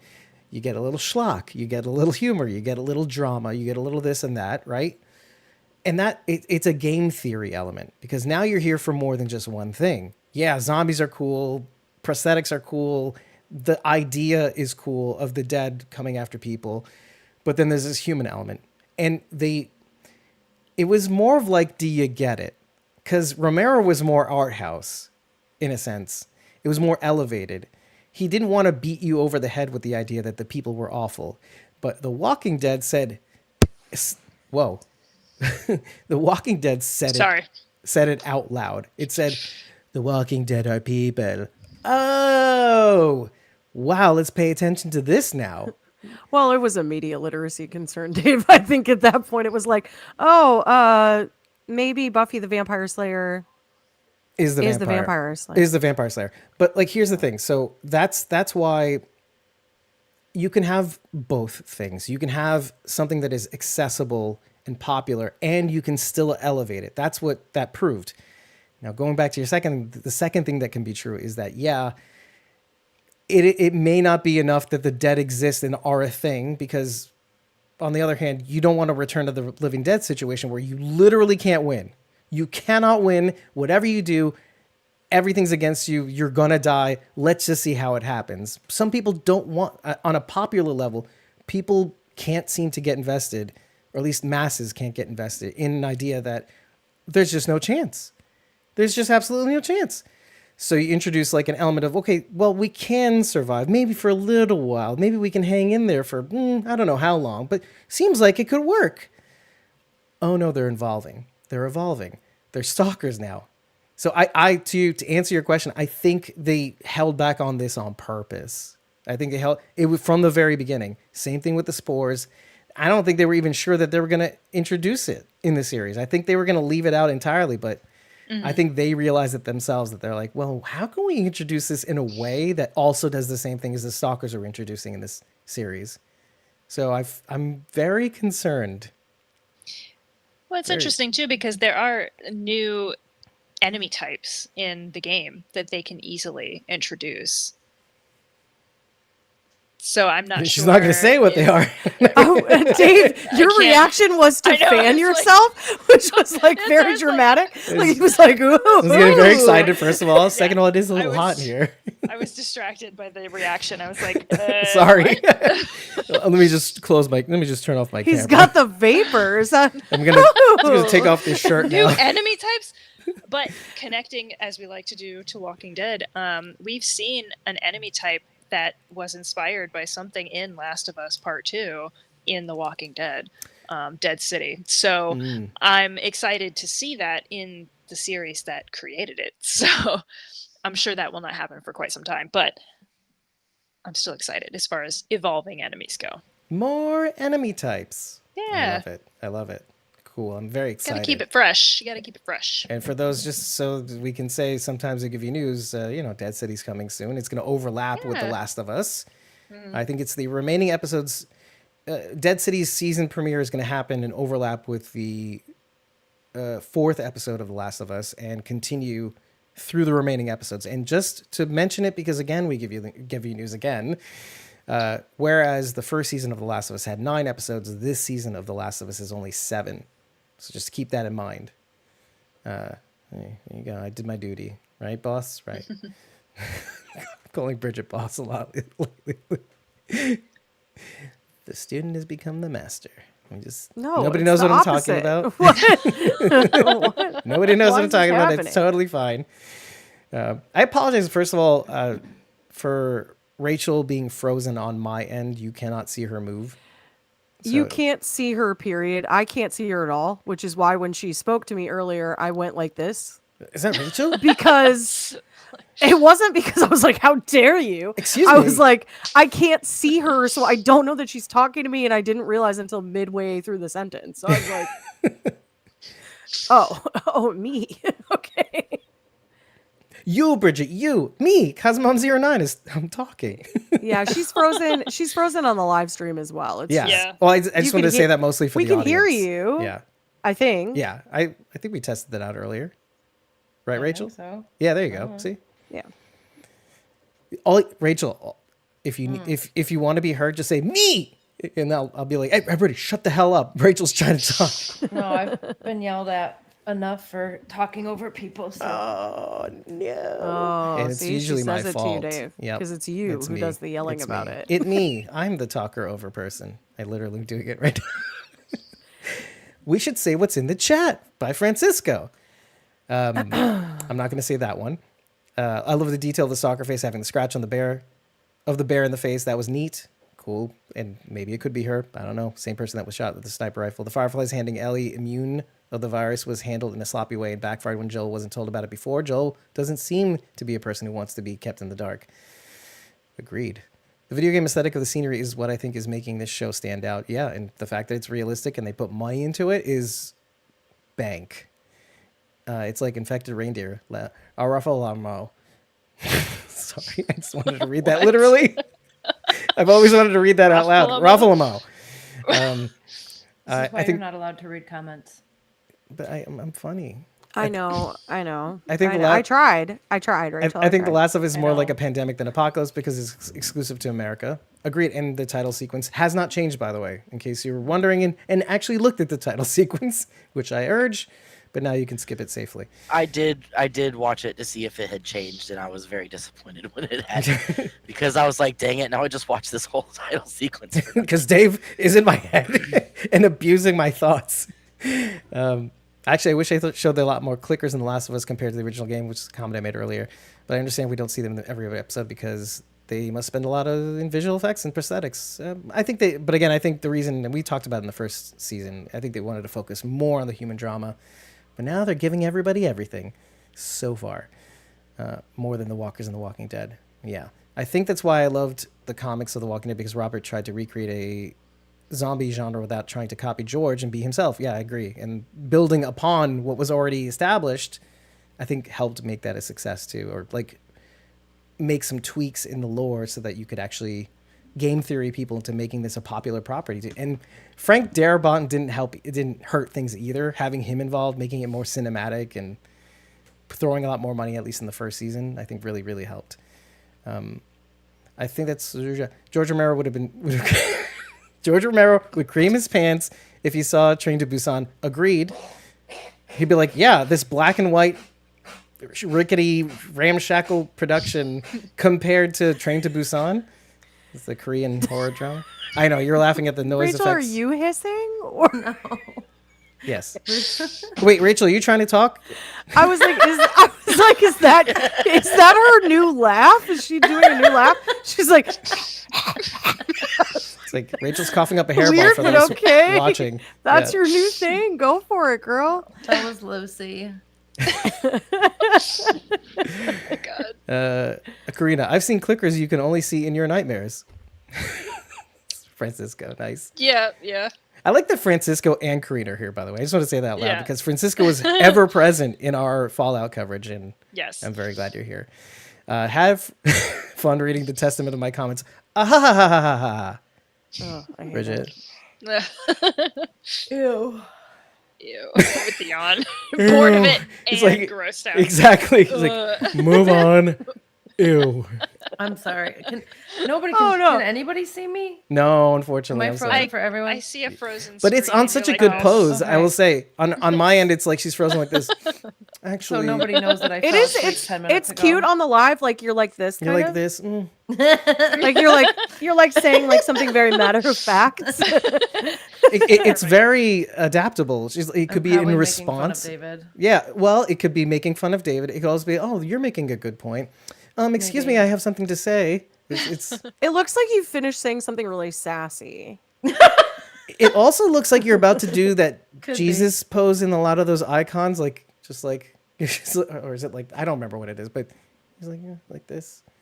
Oh boy. Yeah, I don't know. I don't. I'm not Christian of any kind, so I don't. I just know I've seen it. Right? She's like about to go. I am the light and the way. You know, like anyway, whatever. That took a journey. Nobody likes this. Well, then let's move on. No, I don't. I don't know that there. I will say a mark of a great episode is actually that when there probably isn't too much to say, there are very clear cut themes at play that I'm glad a first episode does. Is it establishes the lines of narrative that are going to be established throughout the season, and when there's not much that actually happens, there isn't much to talk about. It does a good job of mixing both, and this is a question. It does a great job of mixing both, establishing moods and headspaces while also actually moving forward to like things that actually happened in this episode. Ellie falling through the floor, gameplay elements, eye candy, Easter eggs. I wrote down what was on the cork board, for goodness sake. A lot of it was a Halloween party. Well, we should mention this out loud. You did say this, Karina, but apparently the employee of the month stops at September because the infection occurs in October 2003, Yes. according to the show. So it's a cool little thing because we get distracted by the good boy as one of the employees of Yes. the month. But then you realize that the employee of the month stops at a certain point. And then there's the October Halloween party flyers on the cork Yes. board. And so it's cool to know when things actually stopped at some point. Yeah. So in many of the game locations, things are decorated for Halloween. So a lot of the stores have Halloween decorations for sale. So it's very clear that it was in October of 2013, and every calendar stops obviously 2013. So Wasn't that like a Spirit Halloween or something that Ellie was in last season? kind of, yeah. It was Yeah. like a Yeah. Halloween store. I was going Yeah. to say, Yeah. Spencer That's- Gifts, it looked like more. That's- It did look like a Spencer's. Yeah. That I hope that if the whole world ends for real, it happens in October. during That would Halloween. be my dream. She Free Halloween merchandise for all. Yeah. Halloween forever. So- Yes. just a Easter egg for last season since I wasn't here for it. I don't know if it was discussed or not, but that's DLC. That Yeah. whole episode of her, that is DLC content for the first game. So I love that Yeah. they included it in the show. Yeah. Yeah. We had a lot It's- to talk about with that one, too. yeah, Oh, you were going to say something. It's just cool. it is cool. I like it. I like that they included it. I think it was a good addition to the story. Does the story make sense without it? Yes, but I think it's great to have it. Just in the same way that the story makes sense without Bill and Frank's episode, but I thought it was an amazing addition. Yeah, I And to agree. the show. To the sandwich. Yeah. Yeah, I agree. It's interesting too because what I was trying to do is probably why I'm very, very tired. I just want to tell people it's been Passover. It's the second day of Passover. 2 Seders were staying up till close to midnight. In my case, at my in-laws, past midnight. So I'm very exhausted. What I wanted to do was catch up with the first season before I got a chance to take down the second season. So which is why I only saw it today, and I saw it twice. Thank goodness. But I wanted to say what was good about the Riley episode is what I'm calling it, the DLC episode, is that there are breadcrumbs from the first episode that reference that episode, which is why I love storyboarding and I love when you can hash out what's going to happen in the season so that you can refer back and forth to different points in time. Like even at the end of the season, when you see the flashback of how Ellie was born, that was mentioned by Marlene or was about to be mentioned by Marlene about who she is and where she came from and who my mother was, etc., or who my father was. it's kind of cool that we drop these references and we get to see them later on, and they kind of tie into one another. Because a name like Riley being dropped in the first episode means nothing, and then you Yeah. finally see it. So Yeah. kind of cool. Well, it's definitely things too, like when Joel is like, you don't understand what loss is. And that's such an unfair thing to say to her because she does understand what loss is. She doesn't maybe understand what it means to lose a child, but she still understands what loss is like. Right. And to the point, adding those little Easter eggs for like Ellie's mother being played by Ellie's voice actor.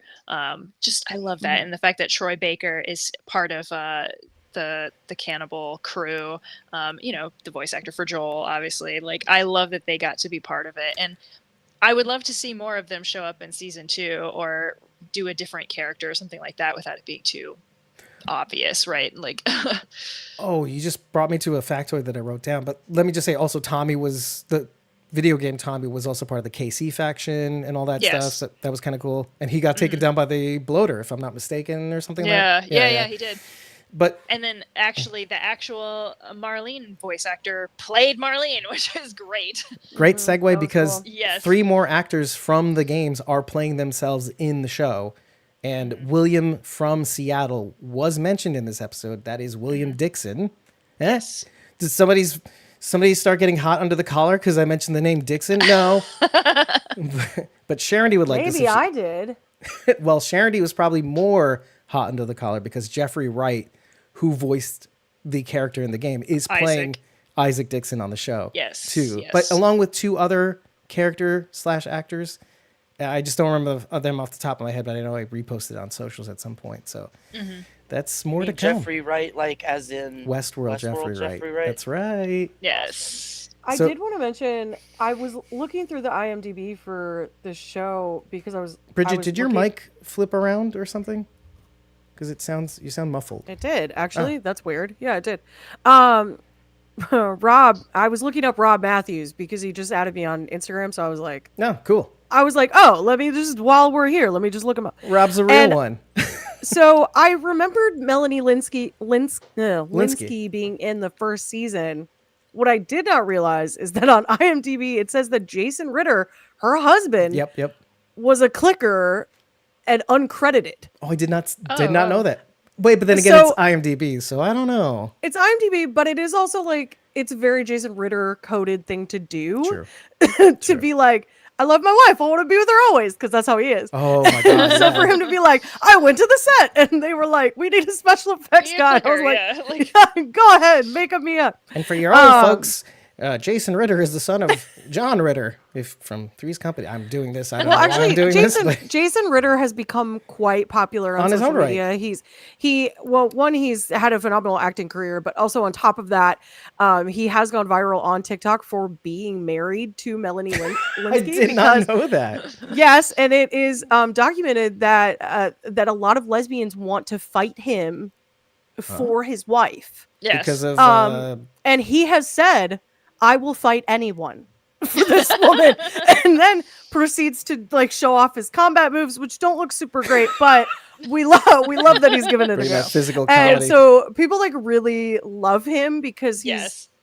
he is very much channeling like the memory kind of his father in this like goofiness that he offers. And so it's just anyway, he's kind of become like his own sensation now, which is cool to see so many Yeah. years later. He's been on I've seen some of those videos.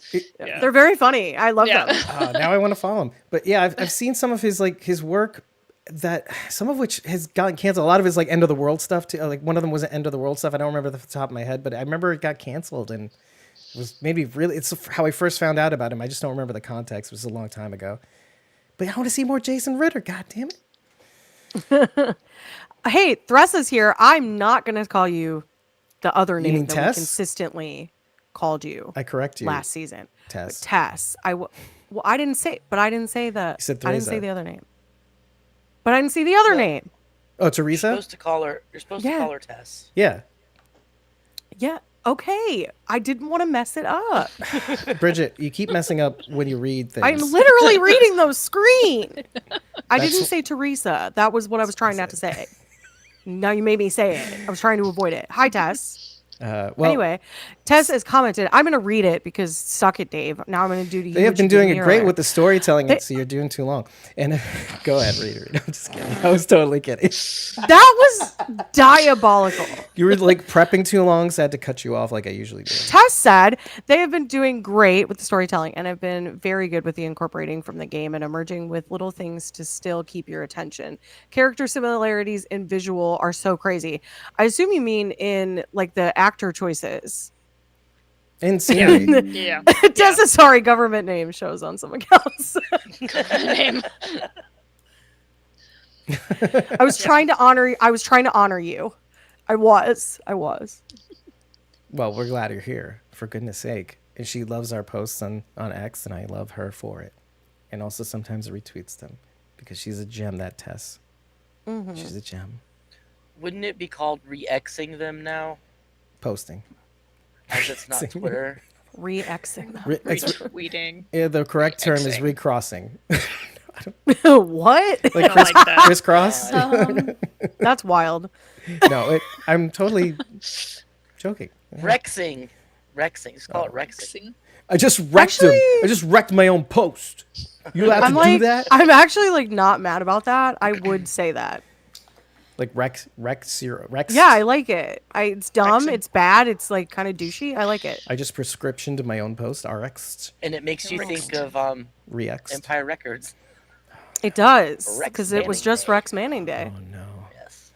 Well, now we have to say this, because then I don't mind doing that, because our friend Diana from Screens in Focus did a bonus episode alongside hers and our Dark Winds coverage, celebrating Rex Manning Day and talking about Empire Records. And I tagged all of you in the threads because I thought you might want to know about that. And I made it very clear that even though teenage me and adult me do not agree on how good Empire Records are, I thought I would at least shout out Diana. And it was a good episode.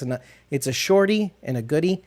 And for all of you who loved Empire Records, you're going to love this episode. So give her a listen at screensinfocus.com. I think it is that you can get to that episode. So, and on YouTube. She has a YouTube channel as well.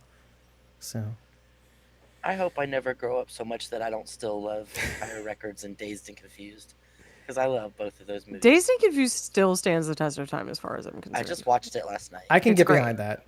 I can get behind that. It's still It great. was just Empire Records is so cringe. So cringe. IMHO. I'm trying to convince you. Yeah, I don't think it's that bad. I mean, it is very much a product of the era, but That's all Very I'm much, really very saying. much. Yeah, we were that's so dramatic in the 90s. Okay. yes, Dave, we're still. I'm sorry, have you not met me? It does not translate to the 2020s. Oh my god. No, I we're would argue so it does old. because I'm doing it and I am fine. Oh, it's hipster TikTok. I'm sorry. Damn the man, save the empire stands the test of time no matter what. And you know what? Tess says, hell no, you'll never get too old. Thank you. You know what? Love it. I hope you never get too old to not appreciate things. See, if I ever start hating on the Goonies, just Right, but see- prepare my burial See, plot. I did Just have roll I had them a- right in. Yeah, just I had an Alive. experience where I rewatched a movie that I loved when I was a teenager, and it did not stand up nearly as well. And that would be The Breakfast Club. which Sorry, they've been talking but about. It is No. incredible. I watch it now, and I'm like, you know what? It's Shut very up, stupid angsty. kids. It's very angsty. It is the 40th anniversary of the Breakfast Club. Today or yesterday, I can't remember which. I mean, the clickiness still stands, right? Like the ideas of clicks and all that. That still yeah, stands. it's a but human like thing. watching it now as a 50-something, I'm like, just shut up. Like, just do your freaking schoolwork and go home and be quiet. Yeah, Ellie Williams, Ellie. Nay Miller. Anyway, You're just standing on your lawn, like shaking your fist. Basically, and I hate it. I hate it because I don't want to feel that way. Like, I want the kids to go on my lawn. I love this feature of the podcast. We can go to Sharondy's lawn to get her comments on how she feels about clickers. Get off Even my lawn. they're so noisy. I don't know. Another Easter egg that showed up in this episode. It's kind of a throwaway, but when Ellie's at the register and she picks up the People magazine double issue for October 2003, it's a lot of Friend. In the show, it's 2003. Isn't it? Yeah, because they 10 years backed it and then made it 20 years forward. And now it's 25 years forward because of the 5-year jump. Yeah. Okay. Yeah. In the game, it's I have to rewatch it. present-ish times, I guess. But anyway, and the new year is 2029, by the way, that they're celebrating. Okay. I Referenced did a couple see that. times. Yeah. Yeah. So People magazine is featuring overwhelmingly actors from Friends, with Jennifer Aniston as the cover beauty. And the again, I think we showed some of this in the first season, the beauty trends, who wore what. I think we did see that in the first season. It's the worst era to pull from. But funny enough, it's the current era that fashion is pulling from now, which is horrible and I hate it, but it is happening. Yeah. But this is pre-body positivity movement stuff anyway. So it's... Oh, yes, it's all about how to stay skinny. But also, I just we wore a lot of shiny stuff then. like Drew Barrymore on the lower left-hand corner, which I'm probably showing. And we wore concealer on our lips for some reason. Yeah. And it's all bad. I definitely did. It's all bad. And we had really, really, the waistline of your jeans was so close to the top of your hoo-ha. And I as a fatty, as a current fat, as a previous fat, as a fat for life, I just can't get behind it. I can't. No. I need a high waist. I need a high waist to just hold everything in. Mom jeans. I do have a response, but I can't. But Bridget, you missed the whole conversation earlier that I had about I bought a new wardrobe and I made sure I got all long shirts to cover up my belly and my thighs. And now I feel comfortable again. I'm surprised you were able to find them. I regretted this instantly. Why didn't I don't know. The point being is that it's interesting that we can actually, us two, look at that People magazine and go, oh, this is very different. Like that I know. Yeah. I'm going to pretend from now on that I was born then, and so I don't remember any of this. I can't pull off Ellie, 25, but even us, no way in hell. We can't identify with that as much anymore either. I mean, there are hints of it when you talk about red carpet runways and who wore what, but it's less about, oh, this was because there was some verbiage in the cover that said, and beauty mishaps or something like beauty mishaps on the runway or something like that. Wait, did you say that the world ended in 2003 in the show? Mm-hmm. That means that most of my favorite albums were never released, including Pearl Jam's. They became 20 years old this year. So, wow. So all of the good Take You Back Sunday, Brand New, Fall Out Boy, all of the height of the emo. The emo third wave stuff that I was listening to, it didn't come out. It's all primo. It's not. It's not emo. Primo emo. I was happy to hear some classic Nirvana though. Well, you are good at segues because today I learned I didn't know that was a cover. Actually, yeah, I did not know it was a cover of. I'm going to pull it up now. Oh, and this brings me to another segue, by the way.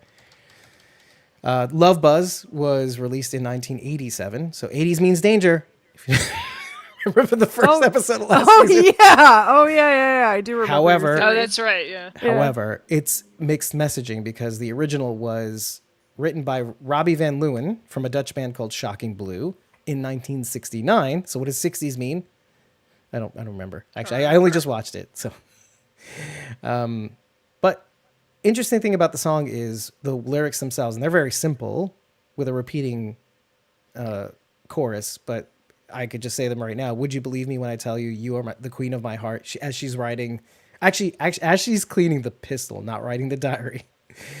Please don't deceive me when I hurt you. Just ain't the way it seems. So that's it. That's the lyrics of the song. And I'm wondering how it's very simplistic. How does that tie into the episode, though, in any way? Would you believe me when I tell you you're the queen of my heart? Please don't deceive me when I hurt you. Just ain't I felt the way like it was more selling the concept of angsty teen. Yeah. Because when I was at my angstiest, I loved Nirvana.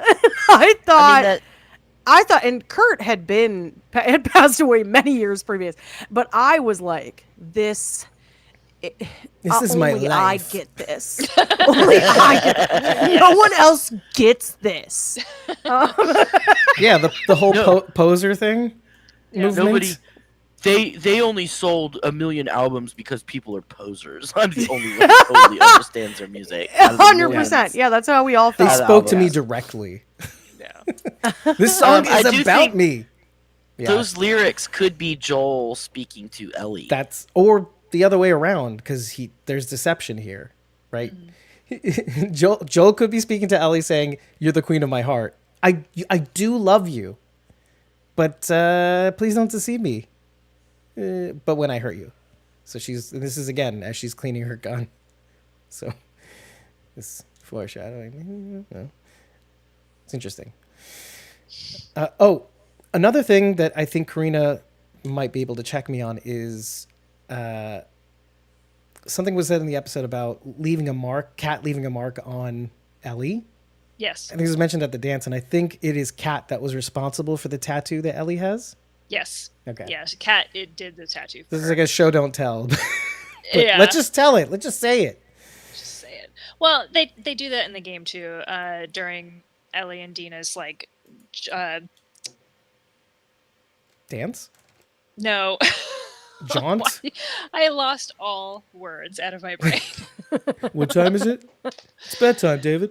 Right, Rachel? When they're doing their route, when they're checking, they're doing their sweep for the day. Dina talks about why aren't you still with Kat? And Ellie's explaining like The just other not one. really into her. You know what I mean? Like it didn't really work out. And she's like, well, I'm growing to like that horrible tattoo of yours. And she's like, thank you. Like, so she obviously hates the tattoo, but it's growing on her because it's on Ellie. So What an yeah, interesting choice of words, too. yeah. They have a very, especially in the game, I don't know if they'll show it in the show as much, but they have this very like, they like to pick at each other. They like to bust each other's chops a little bit. So it's really cute, actually, when you watch it in the game. It's very young. It's very young romance. Yeah, it is. That like teasing each other and like. Yeah. Well, there was another one I wrote down where she was like, did you get bit? Do I have to shoot you in the face? And it's very similar to what she says. She's like, in the game, she's like, I really don't want to have to shoot you in the face. Like, you know what I mean? Like she's like, I will. I don't want to have to though. Oh, yeah, I will. I definitely will shoot you in the definitely will. face. I'll take pleasure Well, in it.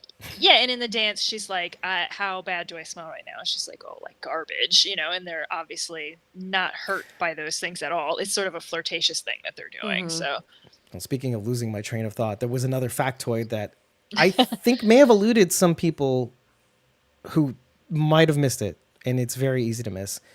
Along with the visuals of Ellie looking onto the dance floor, which is, I think, a rip from the game, where you see the lights kind of dangling and just the camera pans down with her silhouette in the front. As the band is playing, Gustavo Santaolalla is actually playing in the band. He is the score writer for both the games and the show. oh, Yeah, playing. I did not know that. That's He's cool. either playing That's the cool. mandolin or the guitar, but They did like zoom in on a guy playing An I think older it was gentleman. I feel like it was the mandolin. yeah, I thought it might have been the Yeah. mandolin, but yeah, it's That Gustavo makes sense Santaolalla. now. Okay, that's cool. I could be didn't know pronouncing that wrong too, by the way, but here we are. Just throwing that out there. So I thought it's kind of cool, and I Yeah. this is going to be the calm of the storm, and I'm just here for it. 'Cause it's gonna get tragedy porn in a few, so we'll see. Anybody have anything else they want to bring up, especially in the crowd? But let's go to the crowd, Bridget, and maybe you could read some things. Okay. All right. Let's see. I can relinquish control. I'm not Joel. Francisco said Francisco said you were never too old or to love or do what you like. Disagree. In reference to us talking about Empire Records. Who's cutting the grass on The Last of Us? Oh, For no, not this Charity's again. lawn. Yeah. For Charity's Charity. lawn. That's her job, is to cut the lawn with which she sits and argues on. I have a moose that grazes in the front yard. There you go. There There you you go. go. It's the Yeah. moose. Well And it protects done. you. Tess says it's the oldies but good memories that get remembered, and all that stuff is showing up again in terms to the clothing from the early 2000s, but it's not all bad. I I don't know, Tess. Tess. I don't know, Tess. I'm with you, Tess. Um, Some things need to come back. Tess also said it was inevitable, Dave. It just reminds what we somewhat already survived. Yeah, exactly. The point of me even bringing it up was that we can both relate to Ellie. Is that we kind of moved past this culture, mostly this kind of beauty culture, and so we can relate to Ellie being like, "Oh, remember that? Ooh, gross." Yeah. Francisco says he hates Fall Out Boy, which is fair. He has personal beef with them, is what he said. I was Okay, I don't know. referencing things I liked 20 years ago. It's definitely not. I mean, I still listen to Brand New and Take Back Sunday. Remember band I gotta be in feuds? the mood. Where I like gotta if be you in the liked, mood for it. remember when you liked one band and somebody else didn't, like they would hate you for it. Do you remember Oh, that? yeah. Well, it doesn't exist Well, yeah. anymore. It's another anachronism. I disagree. I think it does. Talk to Taylor Swift fans. Okay. Anyway, moving on. That's for a different Tess. Tess said, good music though. No way, Dave. The relatability of being young and trying to fight the parents and tantrums of secrets. They're in the post and the getting deep in conversation. And her hiding, getting bit again. Tess just referenced that. And then Tess also said yes, and then says it in the credits, and I'm assuming that that's talking about the mandolin Santa Lala, player. yeah. Yes. Gustavo. Yeah. And then Francisco says, speaking of Nirvana, what other songs do you think they'll put in this season? Nirvana is excellent for TV shows with themes about humanity. Maybe they graduate from the 80s and go to the 90s. Maybe that might be kind of like Seems to be we're gonna switch on over. track. We've got Pearl Jam, we've got Nirvana. It might be. Because we got the codes for 60s, 70s, and 80s. What does the 90s mean? Stalkers? I don't know. And if that's the It case, means Abby. then I don't know. Abby. Then Green Day is Green Day next, Dave. Ooh, that would be kind of cool. Yeah, right. Yeah. Hey, Green Day. Bloodhound Gang. That is timeless. I Bloodhound have Gang. seen. Speaking of, Okay. You and me, baby. oh my gosh, Stop right there. Talk about things that got cringe fast. I don't know. It's still funny sometimes. Do it Anyway, like they do on I the still like- Discovery Channel. No, And I that- still my listen to it gosh. sometimes. their never mind. Their previous stuff was better. Sorry. Agreed. Shots fired for me. Oh, So- why? I don't know. I don't know either. It's always shots fired with you, Bridget. What did I say? I do want to point out there has been in previous scenes where Ellie is singing to Dina in a specific scene, and I know the song that she sings in the game, and I would like to guess or hope that they're going to use the same one. They may change it. I don't know. I could be wrong. But she sings Take On Me to Dina. Oh, So potentially that one is going to be coming up in the future. Cool. Danger. that'd be good. Right? Yeah. I'm still thinking of the codes. Danger! It's the 80s. X. It's danger. It's a beautiful moment. Code cracked. Anyway, I think Linda Ronstadt will make another appearance. no way. That'd be cool because I got I so much wish. mileage out of that one song.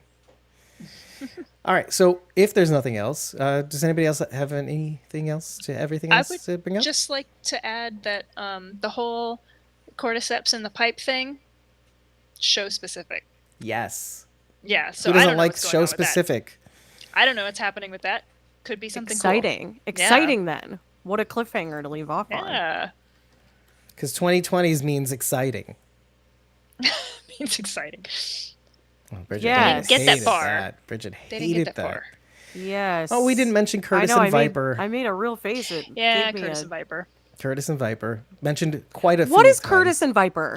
It's like an action thing that Joel and Ellie like to watch. It's a fake movie series. There's four Is of it them. from the second game? Yeah. From the Yeah. first Okay, game I was too, like, I think. I the don't movie remember it in the posters. first game, but Possibly there was a poster or something, but she directly talks about it again. okay. A lot happens expositionally with Dina and Ellie's, clearing the clickers and stuff, they talk about it then. They're like, what are you going to do later? And she's like, well, I'm just going to invite Joel over to watch Curtis and Viper 4. It's As his a favorite one. And they're peace like, what is offering. Curtis? Yeah, they're like, what is Curtis and Viper about? And she's like, well, the kid has been trained as a ninja from from when he was little, and he kicks butt. And like she's talking about an action, like an 80s style action spy movie Where type of thing. it's literally Joel and Ellie on the big screen. Kind of. Because she mentions that the kid is 10 in the movie. Yes, Yeah. the kid is 10 in the movie. Yeah, I just liked that Dina mentioned it and then Jesse also mentioned it. yeah. She's like, that what? it's just like this well-known fact in their community. Like, yeah, Yeah. Curtis and Viper, everybody knows. Because that. everybody's trapped in a certain era, and what else is there to Yeah. watch other Yeah. than, are they making new films? No. So, but it was shown in the first season, though, in That is the Riley That's so episode. curious the way you said that, because again, they have that conversation. They're like, do you think people are making new movies? And I was like, there's got to be somebody making new movies. I write new music. Why wouldn't there be? And so she's like, you write new music? I can hear an Ellie original. So Curtis and Viper I'm 5. sorry, Yeah. Al is out there making the new movies. Fear the Walking Dead reference, everybody. Oh, yeah. Fear Oh, the- I thought It's for some flavor, reason right? I thought you were referencing the song "You Can Call Me Al," which I was That's like, kind of what I was thinking, why? too. Until I did the Why math. is that? I carried the one, and I was like, oh, it's Fear the Walking Dead. Carry the one. I'm just really into "You Can Call Me Al" right now. You know what? Because we were just talking about music, though, too. So it's like, but I agree with you. I agree with you. And also a news channel that goes nowhere, apparently.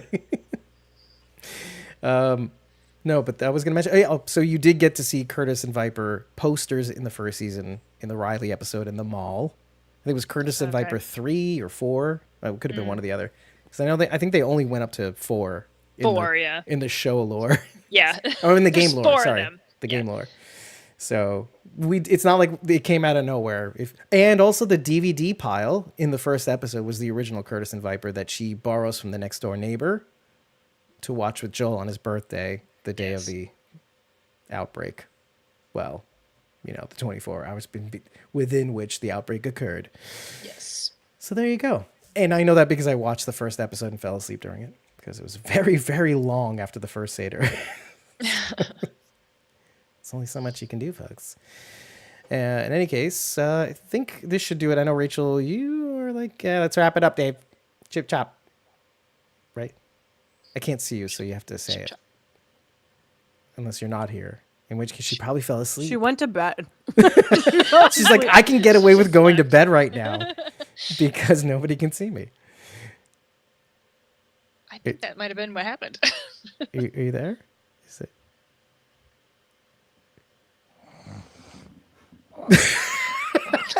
She's effing with us right now, isn't she? Anyway, We can't tell. we can't tell. She's effing with us. I'm sure she's effing with us. She had to like lean forward and go.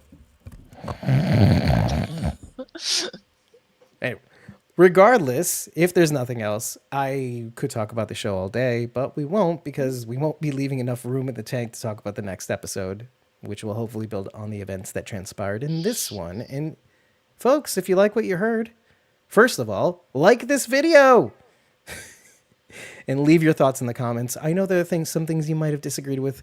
Of course, some of you do like Empire Records, some of you don't. Leave your comments in the comment section on the YouTube video or Spotify. If you really like what you've heard, share this content out on youtube.com/squawkingdead or share the Spotify video /podcast episode, which will release tomorrow at some point, hopefully. And if you really like what you've heard, or if you have some thoughts and you're listening to this on the podcast, head on over to ratethispodcast.com/squawkingdead. Leave us only 5 stars and a what would they leave us in this episode? A DVD? A Firefly. Can't always be a fire. You're gonna say that at the end of every episode, aren't you? Or a moose. It started and Moose. ended with a firefly. Is there a moose emoji? I hope there is. So 5 stars and a moose is all we need to know that you love us. But tell us what you liked. Tell us what you didn't like. Tell us what you think we might have missed. Just remember to tell us after every single episode. And I would appreciate it if you like what you're hearing right now on the stream. Hey, Heather Jenks, heart, heart, heart. Heather. You could tip us on stream, and that will show up in this episode forever. That's something that we forgot to say at the beginning of the episode. And it shows that you like what you're hearing. When you do that, you'll get forever access to our Discord, as well as access to the unedited episode recordings, of which you will not get for this round because we're live. Right, Heather? Hey, Heather. Also, see, there is a moose emoji. Thanks, Tess. Also, consider joining a membership tier as well, because you'll get more access to our Discord. Join the Whisperers, join any one of the other tiers besides the Walker tier, and you'll get a free classic t-shirt upon signing up. Join the Survivors and Great M tier, and you will be able to show up alongside us in these episode breakdowns, because now we can finally say that, and it would be true, because these aren't screener episodes. You can join us with your face, head, mic, mouth alongside us, and we'll tell you in the Survivors channel on our Discord when we're popping on for you to join us. And if you happen to join the Great M tier, which is the highest tier, don't blame me if you can't. You can join our core channel and take part in some of the behind-the-scenes conversations that we cannot possibly share with the public at all in any way, shape, or form, because we get a little spicy sometimes, but sometimes we get a little cloak and dagger. That's the right that you have when we communicate. So, I've been your host, David Cameron. I was joined by Cosmon09, Rachel Burt. 09. Lazy Gardner. I'm awake.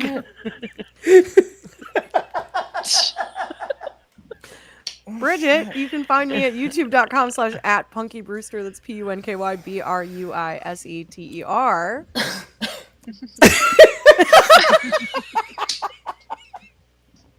And last but certainly not least, Karina, at Karina Art on Instagram and everywhere else. So, or at Karina_D. and you can get to her stuff also. There's a link in the description for the YouTube live stream, and you can see her channel as well as her Instagram. That's where I mainly link, because she has links on her Instagram as well. Yay! So, hey, everybody. I cannot wait to talk about this episode next week, and I think we'll be going live. I think we're going to try Monday again for as long as humanly possible for the next few weeks. We'll be going live on, I think, Monday nights. I think we agreed to Monday nights. Mm-hmm. Not at the same time, because we figured out Thank that you. it's We're wrapping it up right now. Sorry. Excuse me. Sorry, Dennis came in. Dennis handed me something. She thought she was muted, and she wasn't. Yeah, I figured. But yeah, we will be here on Monday nights, not at 6, but 6 p.m. Eastern, but we'll try to get on an hour later, I think, is probably the more decent time. We'll probably be off a lot quicker than we were in this episode. We're just excited to be back. We had a lot of factoids we had to front load you with. So tune in next week, Monday, 7 p.m. Eastern U.S. time, so that you can join us in the next episode chat. And if you join a membership tier, the requisite membership tiers, the Survivor and Great M tiers, you can show up on this episode with us. And I would love to have you there, and you can speak your truth, and I will tell you how wrong you are, and I'll read the chat, and you'll say, no, Dave, I want to read the chat. I'll be like, no, Bridget reads the chat. That's right. I'm not too proud to beg. I backed off just like Joel did. All right, everybody. We'll see you real soon. Take care, everybody. Bye. Bye. Bye.